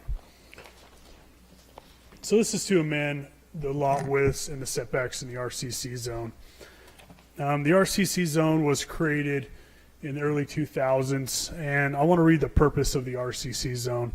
The residential central city zone is established to encourage the preservation of existing single-family homes, promote the development of new single-family homes, recognize existing legal established multifamily housing as a conforming use, and D, provide design standards for development of new single-family and multifamily housing, which will promote development compatibility with the historic nature of the central city neighborhoods. And so the RCC zone was created to promote single-family, both existing and also new single-family zones. So this is the RCC zone. This is south of the boulevard, and so it encompasses this area. On the north side, it's this is a diagonal street. So this is Sandtown, is zoned RCC. So this would impact those two areas. So this is what the proposed amendments is. Currently, with the design standards, currently you can have a 5,000 square foot lot, and what this would do is reduce it from 50 feet to 40 feet. It would also reduce the rear yards from 20 feet setback to 10 feet setback, which is consistent with our owning our other single-family residential zones. It also, in a side yard, it states 8 foot or 5 feet, provided that no easements are located in the side yard. And so it would reduce it down to the 40 feet. And this is much more in line with our TNZ or our TND, our traditional neighborhood zones, which try to replicate these old neighborhoods. That's essentially the goal of the TNZ and the TND zone. And so this is bringing some of those standards in our downtown, our central area, to help promote single family. Just kind of give you kind of an example of what our code would allow today and what these modifications would make. This is a property. This is 400 North, and I think it's 400 West. This is a piece of property. This is on the market now. And so under the current RCC zone, you could put one single family house and you could do a duplex. And so you couldn't do 3 single family houses. This would be the configuration you could do to provide multifamily. Or this configuration where you have single family, and then a flag lot behind. The proposed amendment, and you couldn't do this with the current code. The proposed amendment would allow you to do 3 single-family houses that front on the street, which is much more desirable than having a flag lot in the back. And if we're trying to promote single-family house, then we should make it easier for single-family houses to be built. With this configuration, each one of these lots is about 43 feet. So they're not down to the 40, but they're at 43 feet. Just to kind of give you a quick example, this is Sugar House. This is an older neighborhood that has a lot of the bungalow styles. They have some of the similar architecture that we have in St. George on some of our historic homes. This is, we looked at Salt Lake City, for those of you that are wondering. Yes. Yeah. So just to kind of give you, this is a neighborhood. This is the varying widths they have. They have everything from 39 feet to 43 feet. Down here, some bigger lots that are 45 feet in width, 44 feet, 42 feet. So there's a varying level of widths in this neighborhood all the way down to 39 feet. And just to give you kind of an idea, this is a sample of the houses that are built on these lots that vary between 39 to 46 feet in width. And these types of houses are also fit within the design standards in the RCC zone, with the front porches and the garages set back And so this is kind of what our design standards for the RCC zone are trying to create, and reducing that width will make it much easier to develop single-family houses in the downtown area. So that's the amendment that staff's proposing. Planning Commission, they reviewed it, took public comments, and recommended approval. Questions for John? Is this, what adverse effect would this have on anyone? Have you It would analyzed have that? None? no impact on existing houses. This is just reducing the standard. I just think it's a wonderful idea. As I drive around our downtown streets, I just envision every one of them becoming a little precious little bungalow. The You want the house with the porch. Oh, I do. And Sugar House, the values of those homes, they are tiny little bungalows. They have, most of them, a tiny little galley kitchen, one bathroom, teeny little bathroom, 2 bedrooms, and then sometimes a basement.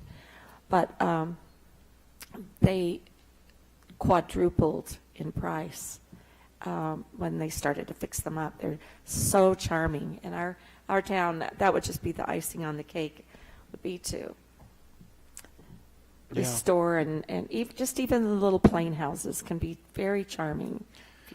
I think, John, and correct me if I'm wrong, but I think, when the RCC zone, was created, I think we were trying to protect it from some things, but I think it actually kind of had a detrimental effect in these kinds of things. You couldn't do anything. It's true, and that's what we've tried to do, is look at these lots and say, okay, how can we develop these? How do we reverse engineer some of these properties to allow them to be developed, and also make it easier to do single family? Right now, it's easier to do multifamily than it is to do single family, which is the opposite of what the goal of the RCC was. And so this helps ease some of those restrictions for single family.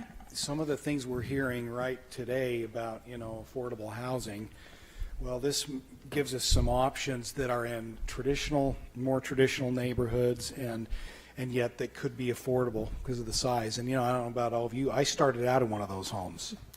Me too. And I wish I still owned it, actually. It was a 2-bedroom up, and mine did have a basement, Betty, but just a little house. It was a very wide lot. It was 70 feet wide.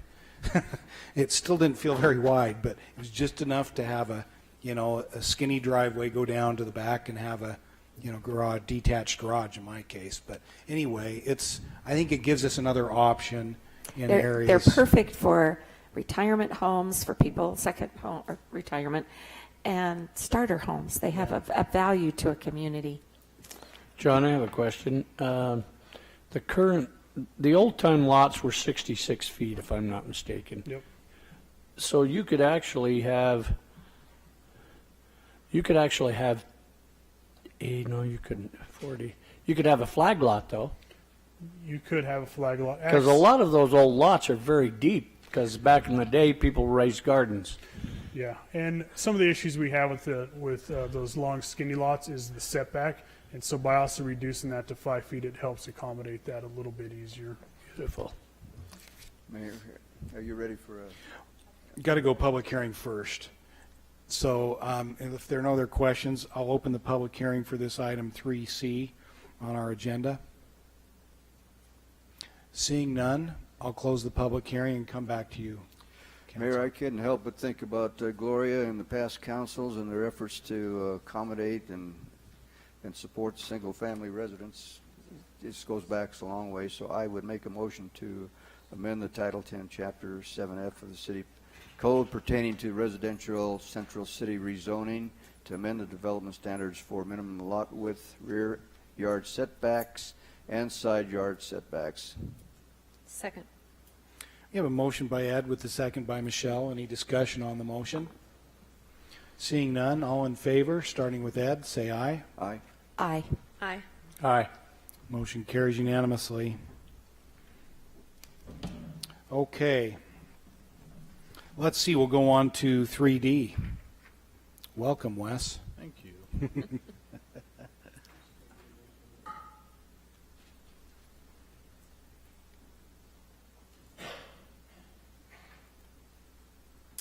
Okay, item 3D is a request to consider vacating a portion of 500 East approximately 25 North Tabernacle Street. And so basically, this is it right here, this lot right here. This line right here represents the right-of-way line and property line, and you can see how the parking extends into that right now. The owner of this property, Robert McMillan, is proposing to change the use to a mortuary here and add a building here for a crematorium, which would require, per the ordinance, him to come into compliance as far as providing parking on site and a 6-foot landscape strip right here. As it currently sits, he cannot do that, and so he's requesting the city vacate this portion of 500 East to allow him to get the minimum 6 feet of landscaping and to get his parking on his site. So he's requesting that vacation of 500 East. And it would be subject to a purchase and sell agreement. We haven't entered into that yet. We have to determine the price council would as far as the property. And then if it is approved, the city would then require him to dedicate a public utility easement and drainage easement across that piece of property. Would no way affect the width of that road, though. No, it has no bearing on the Yeah. road. It just most streets, the right-of-way is right at the back of sidewalk. It's just these are the downtown streets, which are larger because they're the pioneer streets. And so it would just take it to the location that normally a street right-of-way is at. Yeah. Questions of Wes, council? They're Sean? pretty wide streets, aren't they, anyway? Yeah, they are.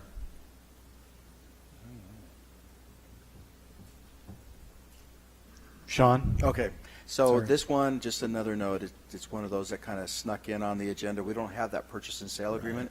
I know that he mentioned that. But Subject what to. we'll need to do is vacate it to the city. So we own it as our property, but not part of that roadway.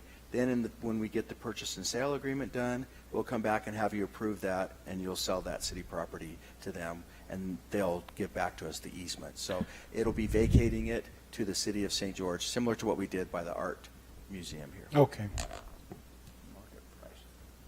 Hmm? Market price. Yeah, it may not be, when we get to that point, we discuss the price. But any other questions or comments before Wes sits down? Okay, thank you, Wes. I'll open the public hearing for any who've come to express input on this, item 3D.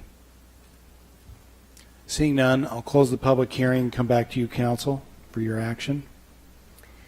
Motion to vacate a portion of 500 East Street from approximately 25 North to Tabernacle Street to the city of St. George. Second. Motion by Michelle with a second by Betty. Any discussion? All in favor, starting with Joe this time, say aye. Aye. Aye. Aye. Aye. Motion carries unanimously. Okay, finishes the public hearings. We will go now to item 4A. Well, 4A into 4A. Sorry, had to do it. I did 2B or not to be earlier, Michelle, so.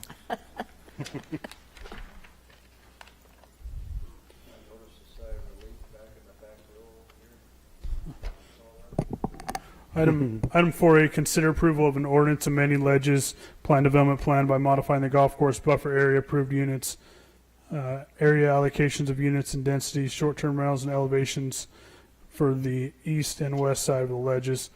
This was heard by City Council at the last City Council. It was tabled. Staff had given a presentation at that meeting, and so staff doesn't have anything to add from the last presentation.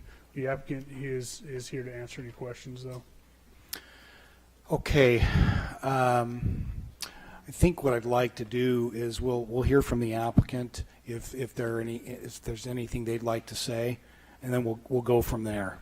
Council, I'd like you to just hear a little bit more. So, whoever's going to represent the applicant. This isn't a public hearing, as has been mentioned. We closed that last time, but we may need a little bit of information from the applicant. And Stacy Young with Development Solutions. I think the 2 weeks has been well spent, and I think we can maybe clarify just a few things. The first thing I'll address is the increase in the number of vacation rental units that we're requesting.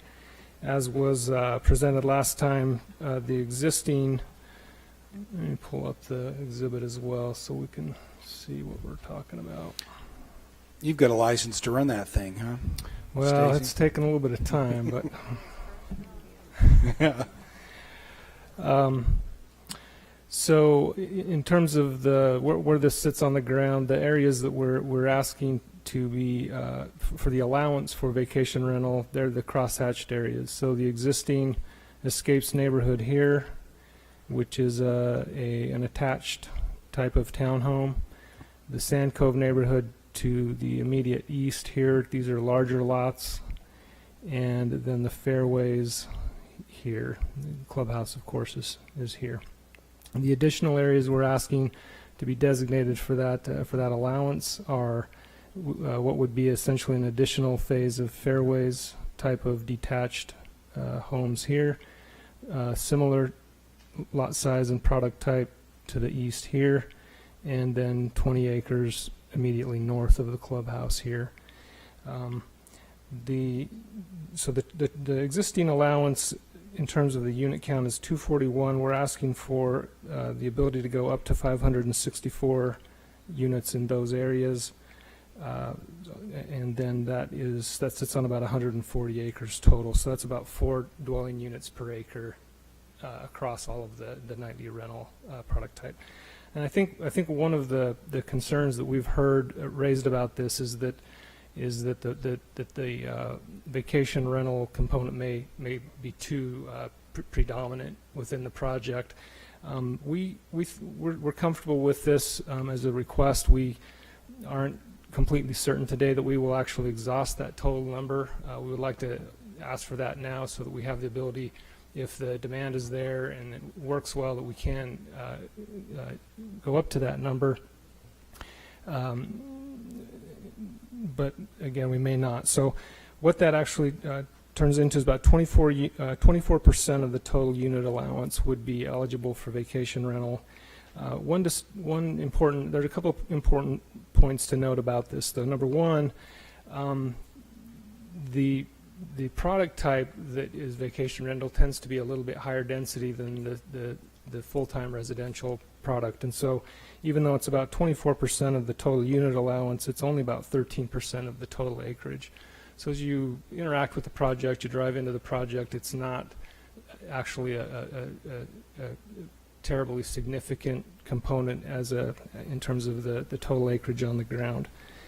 Another point worth noting is that the approach with this is that we truly want this to be a resort community, and so we do believe that this is an appropriate location for vacation rental. It has the golf course and other amenities existing and in planning.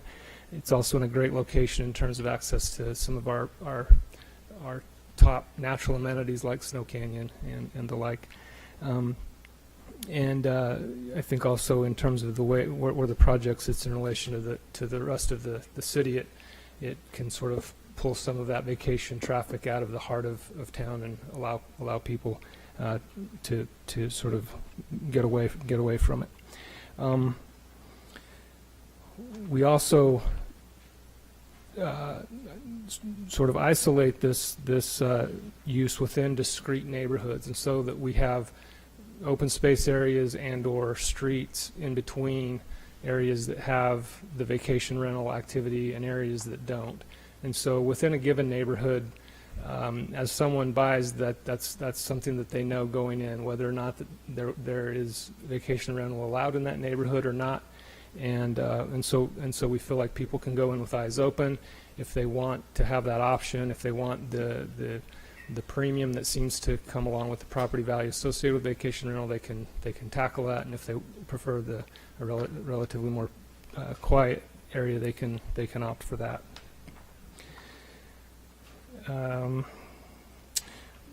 would note also that, again, we do comply with all of the city requirements for vacation rentals, and we do employ professional on-site management that is fully licensed and equipped to handle the issues as they arise there.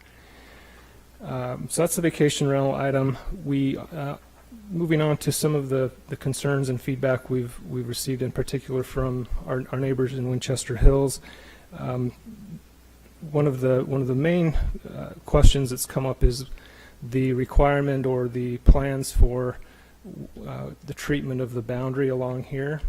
And staff in just the last couple of days pointed out to us that there's actually a requirement in the city ordinance that that boundaries between PDs and single-family areas are required to have a wall. And so, frankly, we were fairly indifferent one way or the other. That clarifies what we need to do there. And so the plan there would be to have a wall separating the two projects.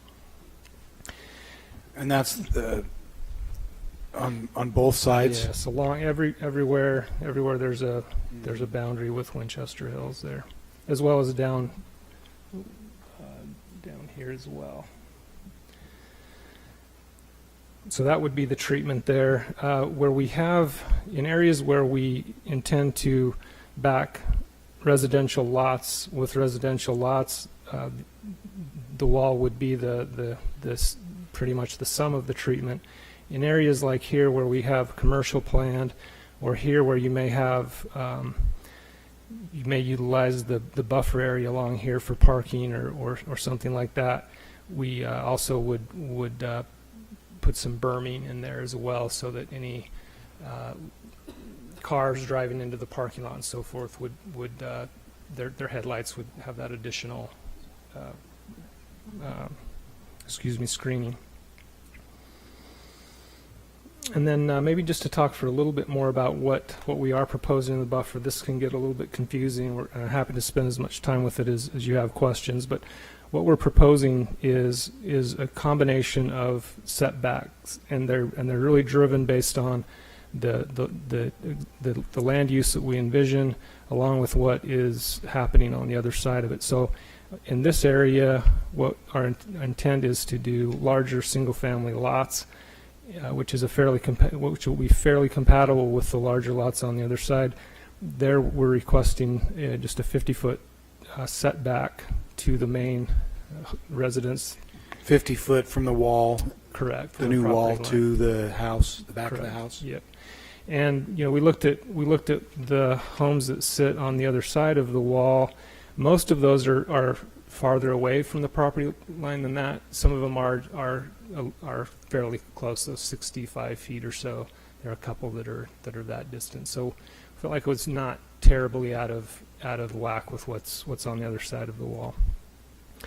In this area here, we're proposing still 100-foot setback, and that's partly because in this area we may this product type is more likely to be an attached product type, so that they have proximity.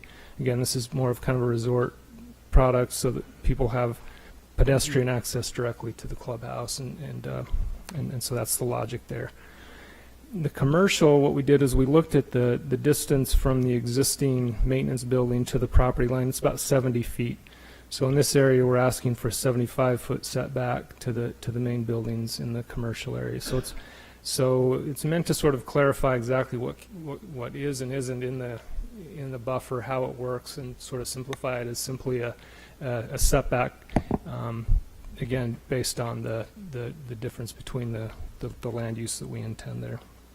Stacy, is there any contemplation of, you mentioned berm on the other parcel, is there any contemplation there of yes, some berming? Yep, absolutely. This whole property line here, I think, is likely, based on our current planning. And if as John covered last time, we brought in some concept.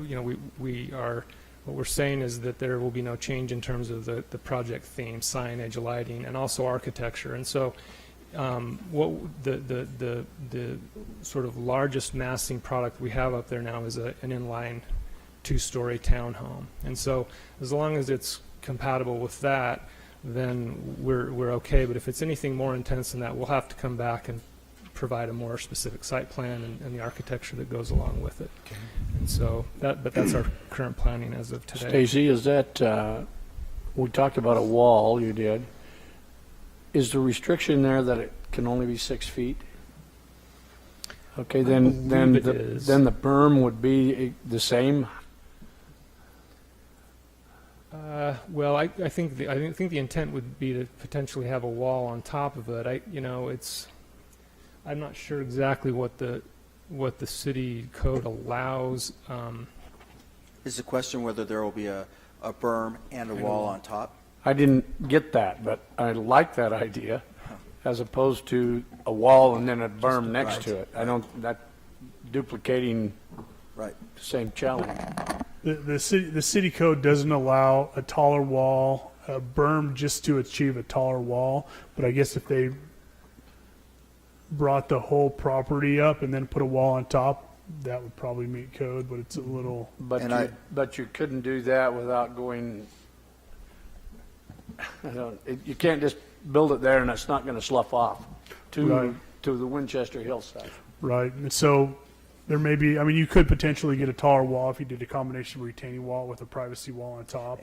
Then you could have a taller wall. And I'm not sure what the elevation changed if you could achieve that taller wall in that manner. So I think what you're also saying is that obviously in order to avoid that, you have to go further into the setback area. But I think you have some leeway on this to require that. The interpretation that we have that wall, and we thank the applicant for agreeing to that, but it is adjacent to properties outside the city. And of course, our ordinance is dealing with walls adjacent to other zones in the city. So, I think you have some leeway to vary that and maybe require some type of berm and then the wall on top, if you'd like to. I think without some method of doing that, all you're doing is putting a wall and a berm next to it, and you might as well forget the berm. Yes, absolutely. I have a challenge, because when this was, I think when it was annexed, it was strongly recommended that there be a buffer zone there. And I hope that this idea can keep that in mind also, to give a break there. I guarantee you, when I moved to Bloomington, there was a sheep farm out there. And I hadn't been there 6 months when all the neighbors wanted to close down the sheep farm because the smell and the flies and all that. This may happen the same way, and that's why I think you got to have some kind of a break there that's legitimate on both sides of the property line. I agree, and it's been a bit of a challenge for us to try to navigate that. We as we talked about a little bit last time, the existing master plan has a higher density pod here. I think it's around 14 units per acre. So, and as I talked about last time, to us, it makes more sense to bring that product type closer to the center of the project. And so we're trying to balance, on the one hand, what we think is a better plan with the recognition of what you're saying. We want to be good neighbors. We recognize that there was a buffer expectation there. Maybe one thing to clarify about the existing buffer is that, in effect, what it is a 110-foot setback today. So today, in fact, this example is pulled from that exact area. So this is that commercial parcel here, and then this is the area where we're asking to put attached product as opposed to the detached lots. This is the 100-foot area here, and so you could put a home in here with your typical 10-foot setback. It's a 110-foot setback essentially today, with no requirement of walls, berms, or anything in between that. And so, to us, this is trying to certainly abide by the spirit both of the buffer as it was expressed as a recommendation, as it was codified by the city, and as we hope to take it forward. But it is a challenge. We recognize that we are changing. We are asking for a change there. And so, again, we recognize we're asking you to do sort of the same balancing that we are. Does it make more sense from a planning standpoint overall, or not?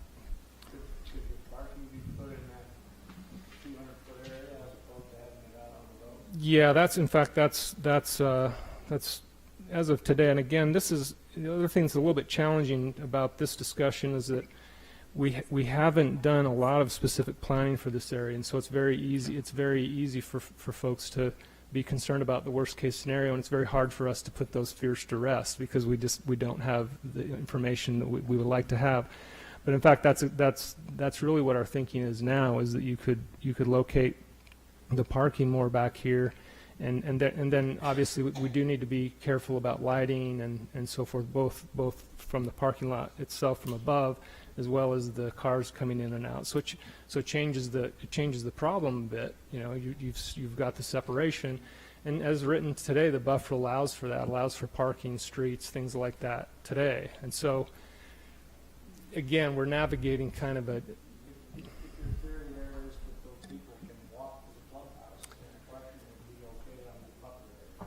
Right, and that's really the intent, is that in this location that people could come, and you know, you can pick a number of examples. One I would maybe point you to is a project called the Boulders in Scottsdale, and it's similar to this in the sense that there's a strong vacation rental and spa component there, but there is also quite a lot of permanent residential lots and occupants there. And when you get there, you show up, you give them your car, they park it sort of behind the house, and you don't see it again. You don't need it. And in fact, there the access to your condo is by cart path. They don't actually have streets even within the vacation rental portion of the main vacation rental portion of it. And so that's really the idea. You show up on Friday night from Salt Lake, you park your car once, and you know, you can hit the restaurant. Maybe you go get it once or twice to pop up to Pine Valley or whatever your weekend activities are, but you know, within the project, you're not hopping into your car to schlep out every time. Stacy, let me take you back a little bit more on this buffer zone. You mentioned in keeping with the spirit of the original intentions and so forth. Just to run it back, originally it was supposed to be a 100-foot open area buffer zone, plus another 100-foot lower density. Now you're saying you're going to have 50-foot buffer now? And did you resolve this with those people who purchased initially in there with that understanding, or has this been discussed to the satisfactory of those? I wouldn't represent that it's satisfactory. No. What I would say though is I would clarify a couple things. You made an effort. We have. We are trying, and I think I can say a little bit more about that. You know, like we talked about last time, that to clarify what the buffer was, it actually allows. There's nothing in the first 100 feet. Starting in the second 100 feet, it was either large lot, one unit per acre, either through large lots or through clustering, like in this example. And we've looked at this, and again, one of our challenges with this is if this is your 100-foot line, and this is your second 100-foot line, I don't know how to calculate that density. I really don't. I mean, you've got each one of these is a fraction of a lot, and you've got these funny notches in it, and so to us, it seemed like not the greatest outcome. If you do the large lot approach to it, then you've got a 100-foot deep lot by 435 feet wide.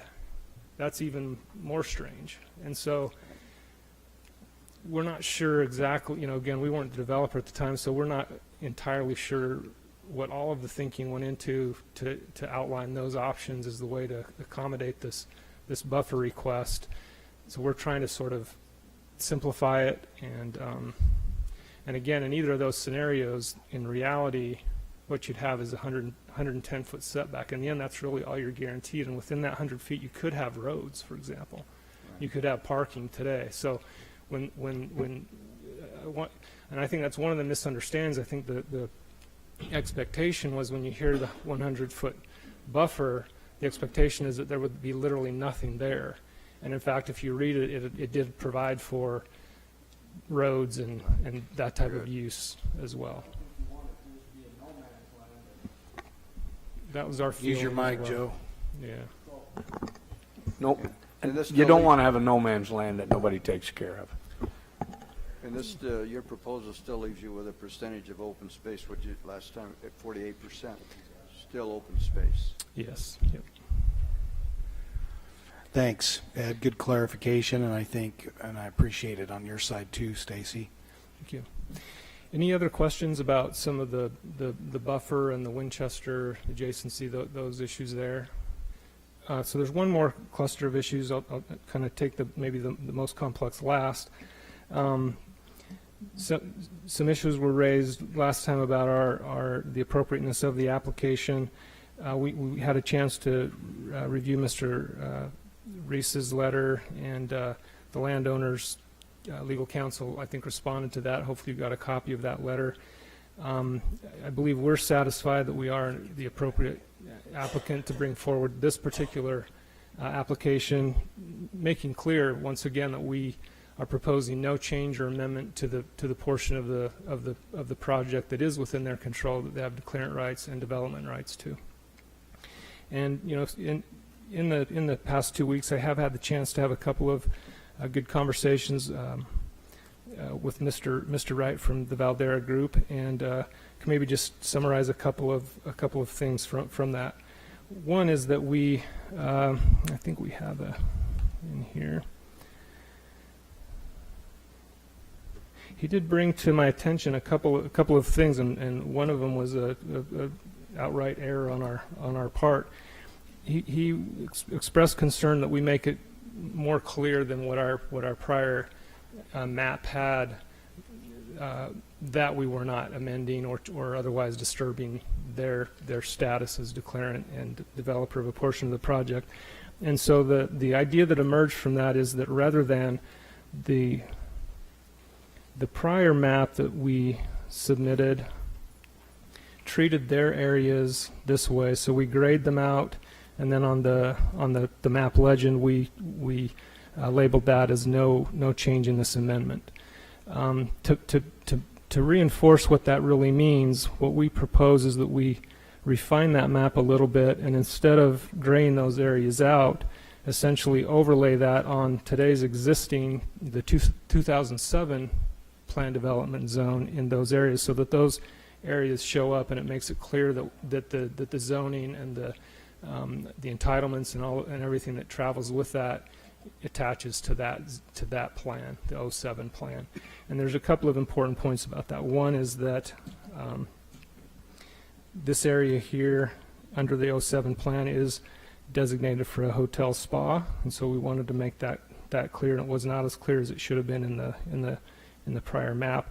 And the other thing that came out of our discussion was we realized that we had really not done, it was inadvertent, but we had not done an appropriate calculation in this area on what their entitlement should have been under this earlier map, and so we've revised that as well. It does result in a request to increase the total amount of units in the project by, I think it's about 20. It goes from, so we were asking for 2,358 units, and we're now asking for 2,376. So the density overall goes from 2.15 to 2.17, and that is still 354 units less than the original.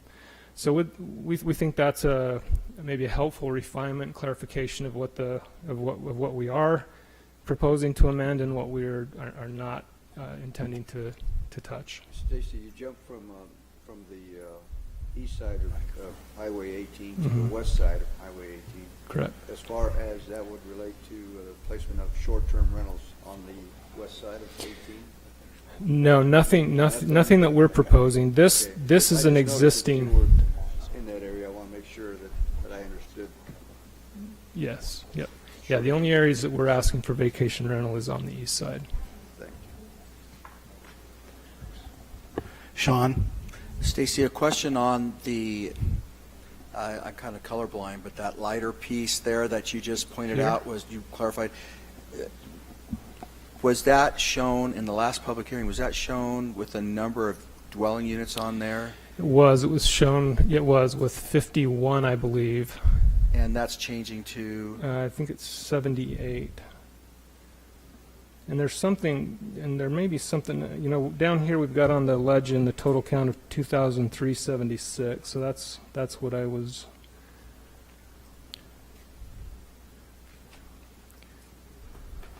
We may need to we've double and triple checked our math. We may need to do it one or two more times, I think. But and part of the challenge with that is with the old 2007 plan, the bubbles didn't quite line up with where the property lines ended up. The density, there were 3 different densities within those 3 bubbles, and so in our best effort to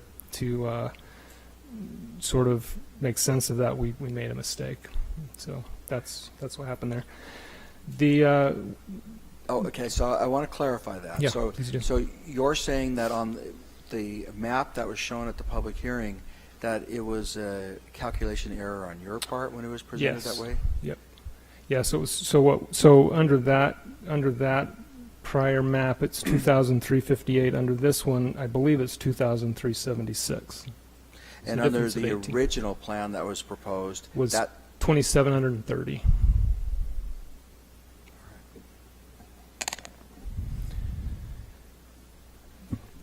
So those are, I think, the main issues on sort of the development side of life as came up through the conversations with Mr. Wright. There were also several issues that relate to the relationship between the 2 HOAs and the project. I think the principal one relates to the landscape maintenance, in particular of the roundabouts and the overpass landscaping. And I think we've had some constructive discussion there. We do need to resolve that we can move forward to continue to move forward in a constructive way without upsetting the existing civil dispute between the parties. It's not, we haven't had quite enough time to tell if we can sort of peel that issue out of the larger dispute and work through a solution there. I think we can, and we're willing to do that. Again, I think it's separate from the zoning issue before you tonight, but I did want you to know that we do think there's an opportunity to resolve some of those long-standing issues, and I know the city has a strong interest in seeing that resolved as well. So I think that's pretty much what I have. I realize that was a little more than just a quick addendum, but Thank you, Stacy, and we may have some questions, but I'd like to make one, ask one question. We actually, because of the points you've brought up and because of where we left off 2 weeks ago, you mentioned Mr. Wright, and we have Alan Wright here from the other HOA. I wonder if we could hear from him for a moment. I just would like to make sure there are no other issues before we proceed. Thank you. Try not to push that button too many times here. Our meetings with Stacy were fruitful. I thank you for letting me address you tonight. There are 3 significant issues that came out of our meetings, and I think that they fall in 2 separate categories. There's a minor developmental issue between developers whereby, and Sean clarified this a moment ago, in the application and map that you had before you 2 weeks ago, there was in what's entitled transfer and allocation of densities, there was a reallocation of densities for land that Valdera Development owns, and that allocation was reduced by 50% in the application that you had. Whether or not the 78 that shows on this parcel or 6, I don't know which, I can't read it, but whether that's correct or not, I'm not quite sure, but there's been a little closer calculation in the original or the 2007 amendment. The density bubbles that are distributed don't coincide with land ownership at this point in time, so when you try and calculate that, I'm not sure if it calculates correctly or not, although Stacy said they made a mistake in reducing those densities. I think if you take action tonight, there should be, I would request clear clarification that what densities are allowed per acre in those areas is not being amended in this amendment. That's the extent of the developer items. The civil dispute, something different, and we've had discussion with Sean and recognized that the council's authority to rezone or reshuffle these Parcels of land for nightly rental is at your discretion. With my Vice President of the Ledges Homeowners Association hat on, there's a couple of pretty significant issues. And if we look at, let's see if I can run this up there, this parcel right here. That parcel is adjacent to the Red Cloud subdivision, which is part of the Ledges Homeowners Association, and was in place and is completely sold out prior to this application. The previous master plan lists 100 unit densities on that parcel of land. The request tonight before you is to increase the units on that to 200 units and do a nightly overlay rental on them. I think that's a pretty significant impact to the current Ledges Red Cloud homeowners. Something I think significantly different than they bargained for. There's two things that have to occur there, both, for the impact on the Red Cloud Ledges single family community and Winchester. In the little presentation a moment ago, in terms of the buffer zone, I think it's right there. This buffer zone that he shows, 100-foot setback, and then an additional 100-foot clustering. What you're looking at here is single-family residence. And so, we've used that example for this parcel to discuss the buffer with Winchester, but in reality, it's not going to be anything like that. There's gone from 100 to 200 rental units on that piece of property. The other thing that is expanding, I believe, is the commercial space directly across from Red Cloud's community. Don't know what the impact is. Don't know what's being presented. Could be good. Could be beneficial to the entire community, but we don't know what that is. And one of the requests in the write-up was that if you allow these 200 units instead of 100, and they build significantly the same product offering as they built in these other locations at the Ledges, that they not have to come back for further approval from you. I can't imagine that such a concept would really exist. That when you're going to build a project there, I would think that appropriate public hearing and the opportunity for the neighbors to give representation of themselves and comment would be pretty important. So, as it relates to the application tonight, that's a significant item I think that needs further consideration.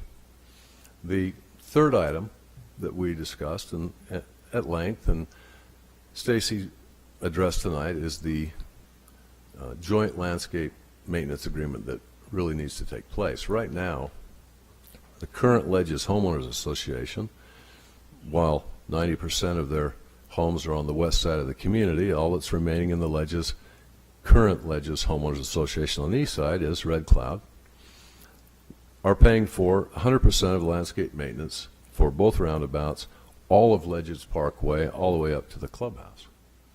And Ledges Parkway is not platted yet. Part of Ledges Parkway is privately owned. The main strip coming off the roundabout is privately owned. That carries with it its own set of problems. I recognize this as a zone application, an overlay request.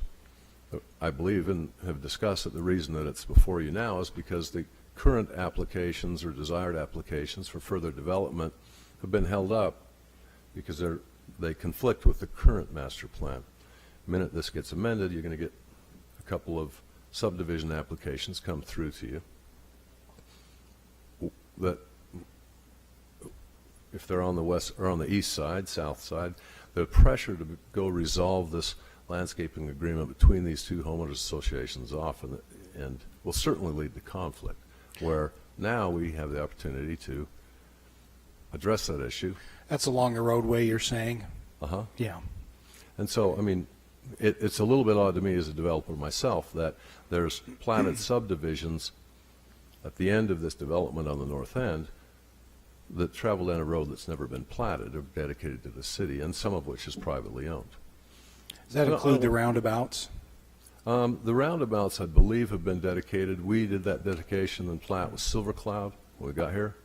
I believe those are dedicated, and Silver Cloud was dedicated. None of those things have been platted when we arrived, but that particular piece was pretty complex and needed some grantings from the state. We organized all those things, brought them together to a point where there was private ownership involved that we couldn't facilitate the plat. But that's an item that I believe needs to be somehow addressed.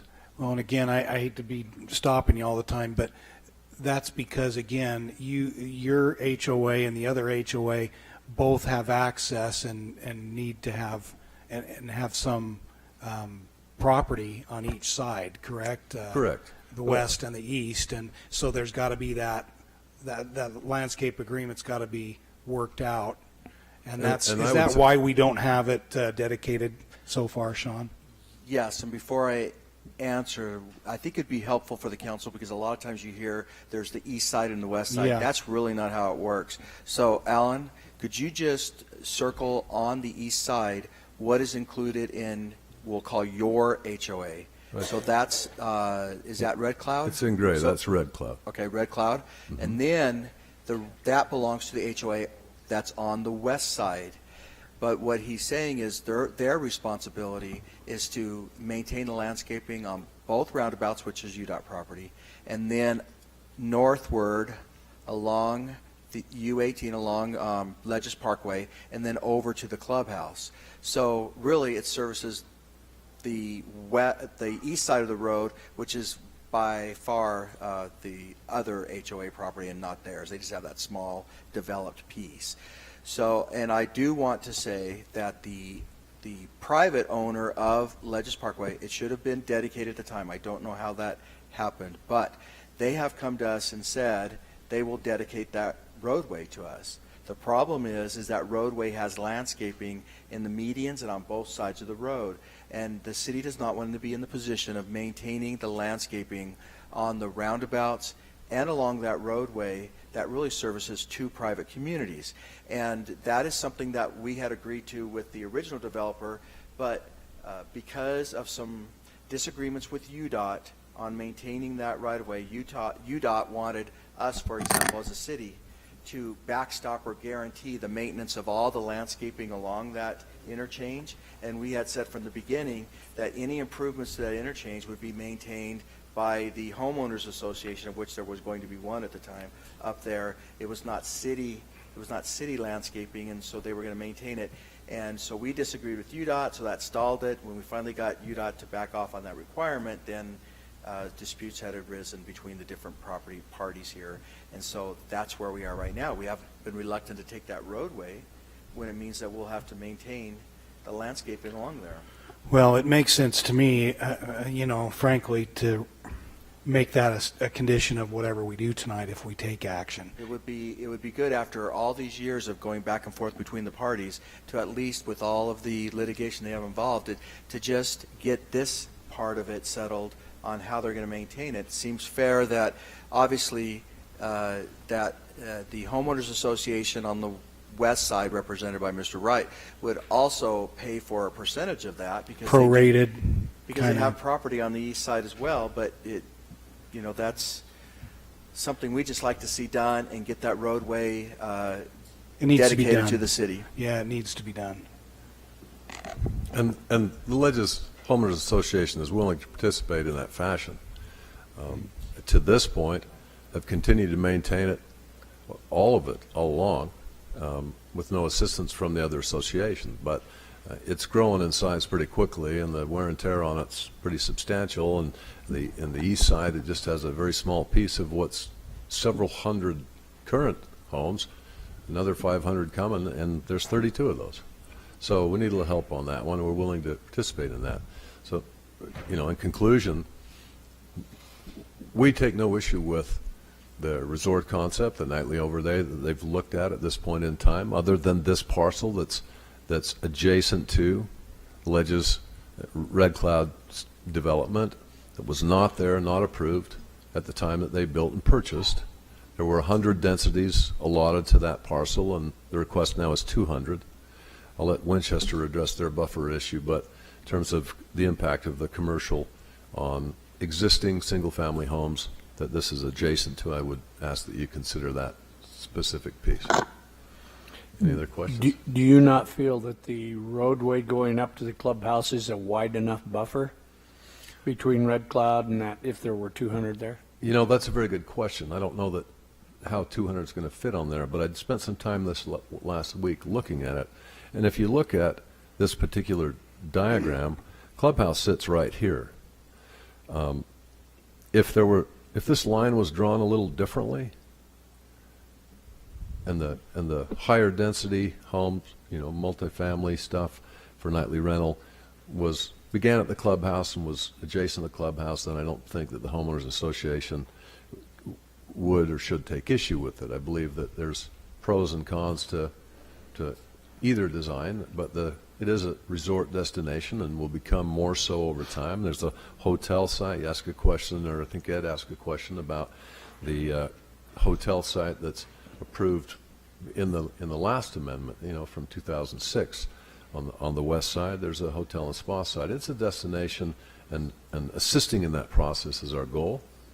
You also indicated you were concerned about the commercial across from Red Cloud. Well, so don't you feel that buffers enough, the roadway? I don't know the answer to that. I don't have any study to know. I do know that Red Cloud subdivision sits substantially lower than this land, and if you build, you know, higher density closer to, and you accommodate the Winchester buffer, I don't know how that reflects, which in terms of planning would just say to me, when that design comes through, we'd really like the opportunity to participate in public review of that. One of the requests tonight is that you not have to come back for that approval if it's the same types of units. So, you know, I think that clarification would at minimum need to take place to allow for public hearing at the time there's an application made for construction, whatever that may be. Thank you, Mr. Wright. Sean, I'd like a little clarification on that last point. This is would you call it, as it's on the agenda, plan development plan, a master plan development. Is that why they wouldn't necessarily have to come back to us, or should it be able to come back to us in terms of density or you know, elevations, you know, to see exactly what it's going to be? Well, with the PDs, John, and correct me if I'm wrong, but since this is a PD, they should be coming back with the elevations. But is it a...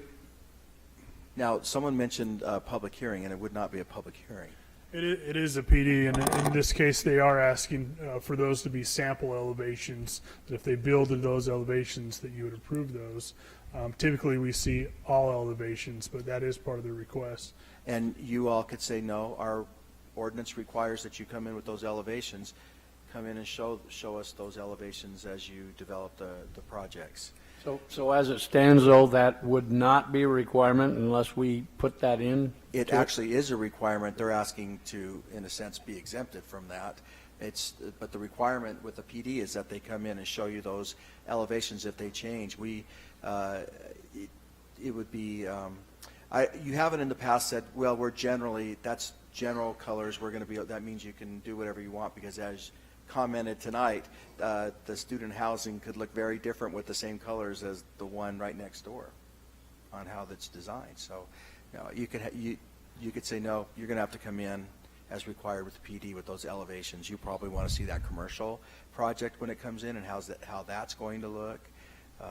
The project for the short-term rentals, for example, if it unfolds over several years, they actually could want that design to change from what they're proposing. Go ahead, John. And also look at the site plan and the landscaping and the berm at that time when they develop that piece. That's a good point. That's what I would like, because this is such an enormous project. Right. I have a headache. I just want to go like this right now. It's not too sharp. There are probably a few other questions that you'll have. Just a couple of reminders. This proposal is kind of going back to the original proposal. There was not a second golf course, for example. One of the concerns we had when the proposal came up to eliminate the second golf course was, were they going to ask for higher densities overall on the project, but the numbers are still lower than the original numbers that were proposed. I think Mr. Wright brings up a good point, and I appreciate Stacy coming forward and saying that, yeah, they brought this to our attention and we did miscalculate this area here. But we will want to have something that spells out, because we have two HOAs here, what those densities are anticipated to be, or those door numbers are anticipated to be on those, because as we start getting closer to the end, it may make a difference if we're saying we're going to hold you to the overall cap of units, but we've developed a few more units on this side, which could affect a property owner over here on the west side.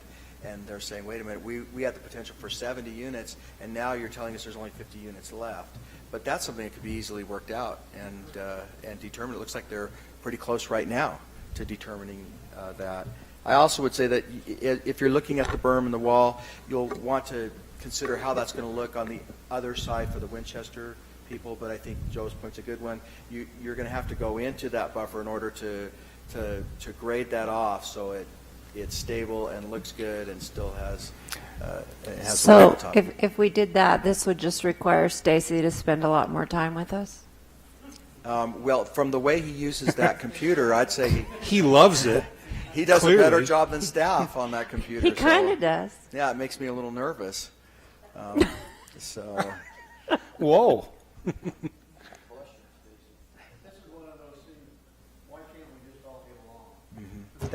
I do think it would be great if we could get the roadway landscaping, the roadway dedicated, because we're talking about adding more units. To be candid, one of the reasons why we moved forward with this, with that roadway in that condition after it was not dedicated to us, is because they were at a standstill up there and they needed to move forward with some projects, and it was an effort to help them move forward with projects. But the time has come to get that dedicated to the city and get that landscape agreement worked out between all the parties. Also, No, I'd point I'm gonna out, have him and help us. maybe Stacy can help, but when we talk about the wall along Winchester, that seems pretty easy. When we talk about it down by JEL, I'm not familiar with the topography there. I'm not sure that you can do a wall all along there or not. Maybe you can. So, and maybe you might want to do something different. So, I don't know. I'm just trying to give you the flexibility that if there's something else that works better with those property owners adjacent, that it may not necessarily be a wall, but something that kind of buffers them. I don't know. But I don't know that just saying there's going to be a wall along that would totally work on that property. I think it would be helpful if, if the applicant could, as part of a motion, be able to work with staff on that kind of a thing and give just a little bit of flexibility if there are issues there. And I think as well as with the elevation, the berm idea on the north, is that north? Yeah. I know. Top of the map.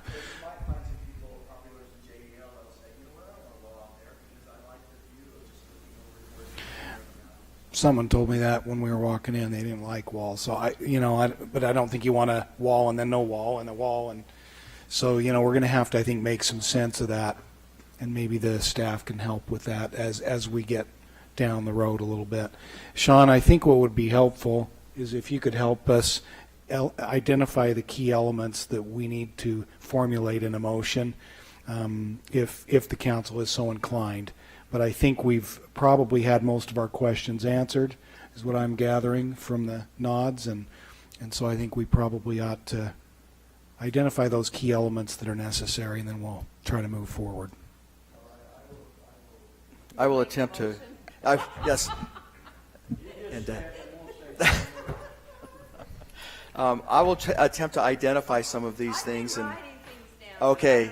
And maybe the applicant might have a few clarifications or discussion on the landscaping and roadway. They also might have some clarification on the units. But I think those that have been raised are the increase in the number of short-term rentals on that property, just I would say north of Red Cloud. And if you're comfortable with what I have for my notes, going from 241 to 564 on that property for the number of units.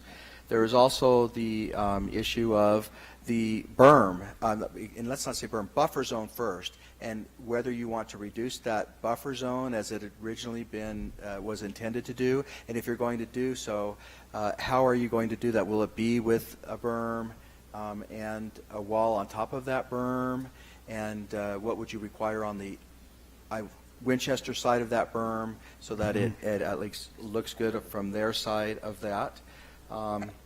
And then there's the change from eliminating the additional golf course, and I haven't heard anybody really disagree with doing that. So you'll want to address that in your motion. Also, I think you would want to address as the mayor pointed out, the JEL side, and maybe having staff work with the applicant on determining what's the best buffer there in terms of a wall or not a wall or a berm between those properties. And then there's the overall unit count. And Stacy, you gave us an overall unit count that's being proposed right now. Is that right? And I have so many numbers down, I don't know if I wrote it down correctly. What can you tell us what that is? 2,376. And what was the original? 2730. Okay. So if you're comfortable with the number of units that's proposed with this change, which is 2,376, again pointing out that it's fewer. That's a reduction. It's a reduction from the original plan that was approved by the council. And then there was the request, or maybe a restatement that you would expect that all of the elevations, including site plans with landscaping, would come through as typical with any PD development through the city council, to the city council. I would say for multifamily and commercial, not single family. Okay, if you're comfortable with that. And that would be just the multifamily and commercial, then, if you're comfortable with that. What about the short-term rental component that's being discussed? Is that built in, would you say, to some of these others, or do we need to specifically mention that? The short-term rental, as far as the increase in the numbers, yeah, I think that was my earlier The 241, comment. 564. That's right. And then lastly, I'd say that if you're going to address this landscaping and roadway dedication, which I hope you would, that the approval would be conditional upon getting a landscape agreement between the two HOAs to maintain. Landscape maintenance agreement. Okay. That's right. Landscape maintenance agreement between the two HOAs for the roundabout on the east side and along Ledges Parkway. And assuming that you're fine with saying that the west side should pay for the landscaping on the west side roundabout, it's entirely on in their HOA. So, and then getting the roadway dedicated to the city. Okay, I think you've identified everything. Stacy, Ed, anything else you'd like to state to clarify? Since we've talked about a lot of stuff since you made your short comments. Yeah. Number one, mathematically, I'm not sure I can spend more time with you, Michelle. So that's one clarification. Just quickly, appreciate the note to allow staff to have a little bit of flexibility to work through this on the appropriate treatment next to JEL. We're absolutely fine to stipulate that we will come back for this area here with a more specific plan once we have a more specific plan in terms of the site plan itself as well as the architecture. The landscape maintenance is the hardest thing here, and the reason comes down to this: whichever way you go, the city's putting their thumb on the scale of what's a fairly contentious dispute. And number one, we're actually not a party to that. We're the latest developer there. This is actually between the nub of the dispute is between the landowners and the Valdera group. The HOAs are part of that. They're concerned about you approving this without this contingency, because then they feel they lose any leverage to get the deal that they want. The reality is if you make the zone change entirely and us being able to proceed entirely contingent, you do the exact same in reverse. And that's really the hard thing here. We absolutely have every intention. I think this process of the last 2 weeks has actually opened up some lines of communication that were not there before. But for us, it's hard to hold up. We end up back in the same situation where we have the potential for the project to be held up for reasons out of our control. If there's a way for you to put that in such a way that doesn't just sort of put the thumbs on the scale on one way or the other, we're absolutely all ears. Ed and I are sitting here trying to brainstorm to think of a way to do it, and on the fly, we haven't been able to come up with anything immediate. But that is the concern, is that it does end up sort of skewing a negotiation one direction or the other. Yeah, I understand that. Sean? Well, No firstborn grandsons or anything like I that. disagree, and I'll tell you why. The thumb was put on the scale when the city allowed, which we don't normally do, for the development to keep occurring in this area without that roadway being dedicated to the city and having that agreement in place as it was agreed upon from the beginning. So if there was a thumb put on the scale, it was in favor of the applicant right now and continuing to develop, and of course putting us in a more difficult situation and getting this resolved. And I'm looking in this room and I see the parties on both sides are right in this room tonight. So this is not something that's come over the last year. This has been years that I have been going back and forth on this. So yeah, we did put a thumb on the scale, but it was on the side of the applicant to help them continue to develop out there, because it was at a standstill at that time, and we didn't want to see that as well. So as they say, no good deed goes unpunished. To hear it characterized as us putting a thumb on the scale now, it's a little late for that. But don't you agree, you just stated that it's gone on for years with no agreement. To approve that as one of the stipulations, then it can still go on for years before any development ever happens. And that's true. On the other hand, really, the city should have said, unless we have access to this, It stops. yes, Should've right. stopped No more years ago. development. That's right. So yeah, we have accommodated the parties quite a bit. There's a sidebar. Hang on a Yeah, second. there is a sidebar here. One minor quibble. I think the other and again, this probably starts to get into the weeds. I mean, part of the contention is that there actually are contracts to assume all of that, and sort of it's not worth it. I think Ed has a more constructive. We don't need to actually debate this. Ed, I think, has maybe a productive way forward. If the city, Sean in particular, would be willing to help sort of mediate, if you will, this agreement to ensure some baseline fairness, so that we're not simply relying on again, we're not even parties to the nub of this thing. So if that would be workable, that might be one way to. I think he is, and I think we would be. That's reasonable.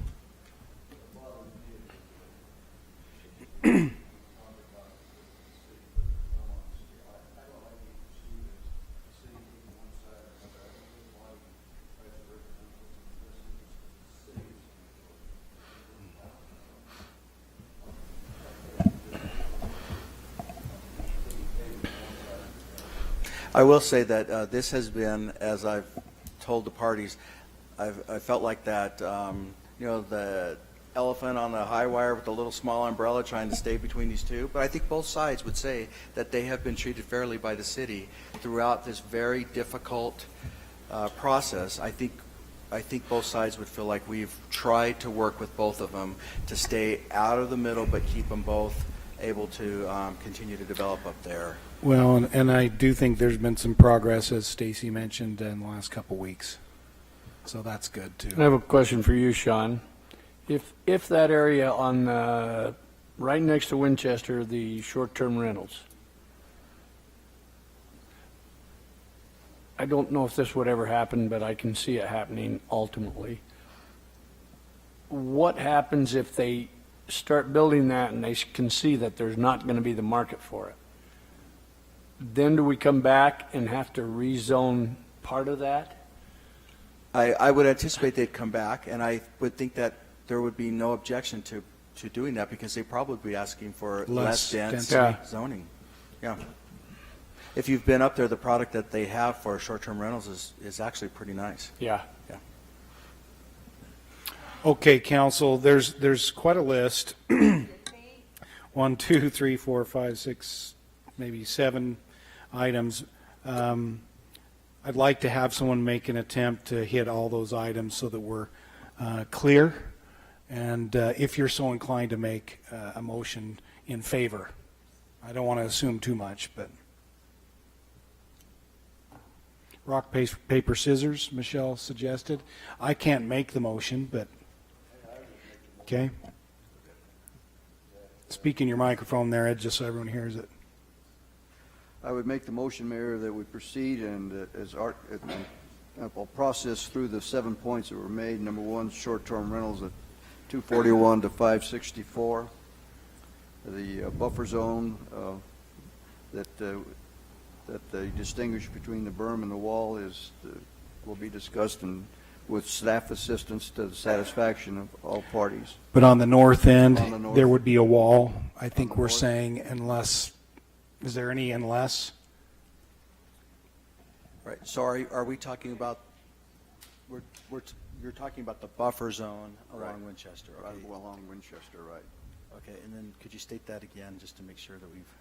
That the mix of the berm and the wall, but there will be a wall on the buffer zone between Winchester. And the council would approve the wall on top of the berm? The With- council approves with the wall on top of the berm? With, I think, some staff With staff, right, with staff. to make sure it makes sense. Yes. Right. And we've already covered the elimination of the golf course, that approved that. Again, the four would be that our staff, the city staff, would work with the developers and the associations to come to and reach a satisfactory decision On the southwest side wall? on the southwest side of the wall. The JEL? Yep, the Okay, JEL and- side. And I would, just thought we'd make sure we get this right in there, that it would just be between with the developers, not the HOAs. We would be talking just with the developers Okay. and the adjacent properties in JEL. Yes. Okay, Ed, good. Yes, that's good. And the overall unit count to be reduced, actually, to 2,376 from the original 2,730. And I Yes. just want to clarify, why don't we just state the current number that we're approving? Because actually, the last approval had a different number. We were comparing the first version Okay. versus this current. So we'll just state it as 2376. That's correct. 2376. And six, the elevations, they come back and for approval through as a planned development. For the multifamily and commercial, Family and commercial, that comes back to us. including site plans and elevations and materials, Exactly. colors. And seven, the landscape maintenance agreement to be worked out as far as the roadway, that for it to be transferred to the city, that there'll be an agreement reached as to who's responsible and for the maintenance. And the east side roundabout. And the east And side it's Ledges Parkway, correct? And that Sean will act as a mediator. Okay. However, we are not making that a condition as far as we're moving forward with the projects that we're proposing right now. Right. So do you want to put a time frame or something on getting An agreement? Well, what is comfortable? How can you make a time frame for something you have no control over? Right, well, a time frame at least for the parties getting together and trying to work this out. 60 We're not, days? it's not going to affect whether or not. 30 this- days? Let's give it Mr. 6 Wright, months to. Mr. Burgess? To work this out. 60 days. Are we for sure not including that agreement? Not including that, we're. To vote on the other stuff? That's right. Now, and the reason why that's still important is, I imagine that someone's going to come with another change to this PD master plan in the future, and if we aren't able to come to an agreement on that, then I don't see the council wanting to make any more changes. Wow. So that's really, it's not part of this. Clarify but the just- the time period, 60 days, or you were saying, I heard you say 6 months. Hasn't worked for 5 years. Communicate with some people that are not in town and get back, and that a little more difficult to do. I think you've stated all the items that needed to be covered. We have a motion by Ed. Is there a second? Have a second by Betty. Any discussion on the motion? This is an ordinance requiring a roll call vote. All in favor, starting with Joe, say aye. Aye. Aye. Aye. Aye. Motion carries unanimously. Thank you, everybody. Appreciate the work. I know there's been a lot and a little bit more to go, but thank you. Okay, and I really think, I hope that the folks that are neighbors will understand too. I think there's been some give and take, and I realize that doesn't always result in complete happiness, but I hope that everyone realizes there has been some give and take here. Okay, now we will go to item 4B, and I believe we've got Shane and Shane. It's a law firm, Shane and Shane. No, it's a leisure services firm. We're going to discuss an ordinance amending cemetery fees. We recently had an agenda item on a work meeting, if you remember, talking about this. So we have something now from Shane McAfee to address. Thanks, and yeah, you mentioned Shane here. He's one of our best employees with the district, so we I'm glad we to have know. him here with us tonight. The mayor mentioned we had a work session with the council to discuss the existing standards or maintenance level that we're currently able to provide at the cemeteries, and we talked about the possibility of increasing that to a higher level of standard. That would basically mean that we would trim around the headstones on a more frequent basis. We would level headstones, and we also level the graves. So in doing that, we're proposing to increase fees to help cover that, which is basically going to just cover the labor and some tools and supplies and materials such as sand and fertilizer and other items. The original fee schedule has changed a little bit. The city manager and I worked, and I believe you've been handed a new resolution with the new fees that's on there. What we would do is there would be no proposed increase for burial fees, so they would remain the same. We'd increase the lot sales by $100 per lot and the perpetual care by $100 per lot.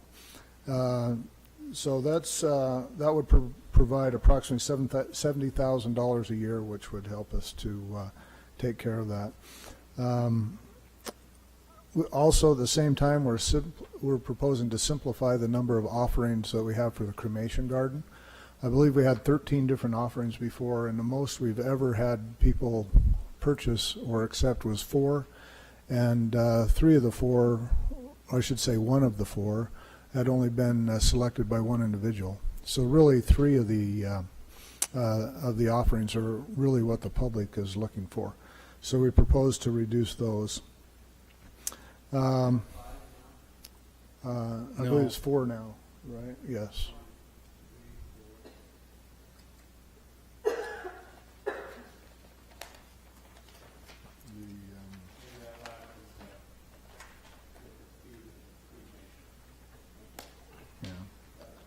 Okay.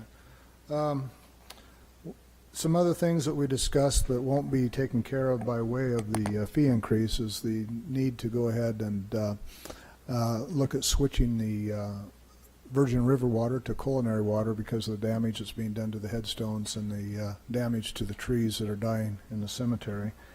And also that future capital will continue to be funded through the city's capital improvement fund. Some of the things have been identified as a potential wall or fence around the St. George Cemetery, a new kiosk and restrooms up there, perhaps some sidewalks. So we'll look to do something along that in the future. And the other thing, just to make a note of, not that we're really requesting anything now, is the need for additional property for future cemetery because we're running out of space.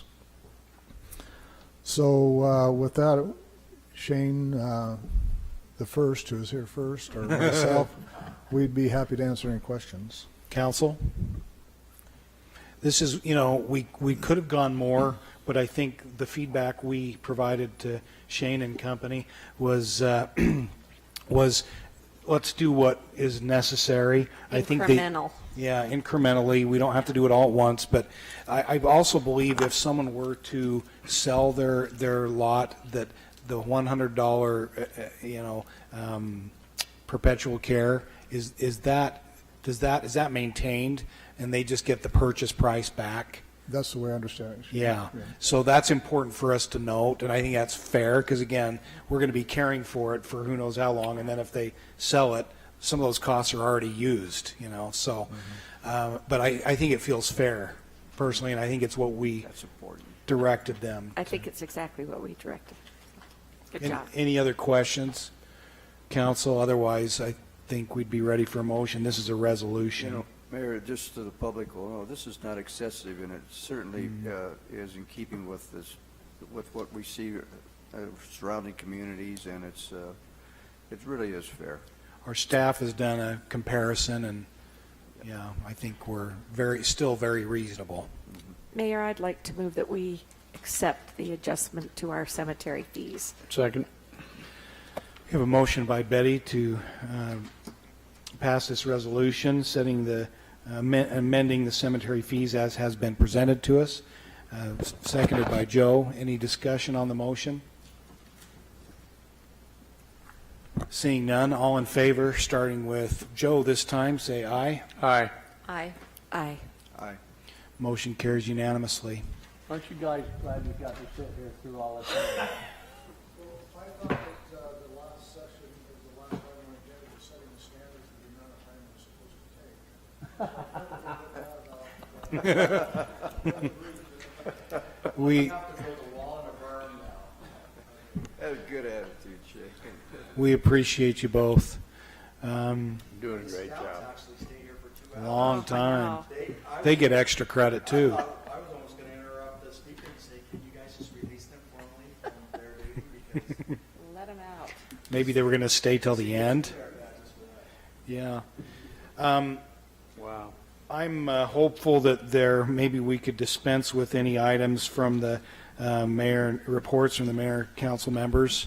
But we do need to go to a closed session for purposes of potential litigation and also professional competency of an employee. Not me. It's you. No? Is it? It's Oh, it Ed. might be. Okay. So mean, could I have a Joe. motion to that effect to go into a closed session for those purposes? So moved. Motion by Michelle, second by Ed. Any discussion on the motion? All in favor, starting with Ed, say aye.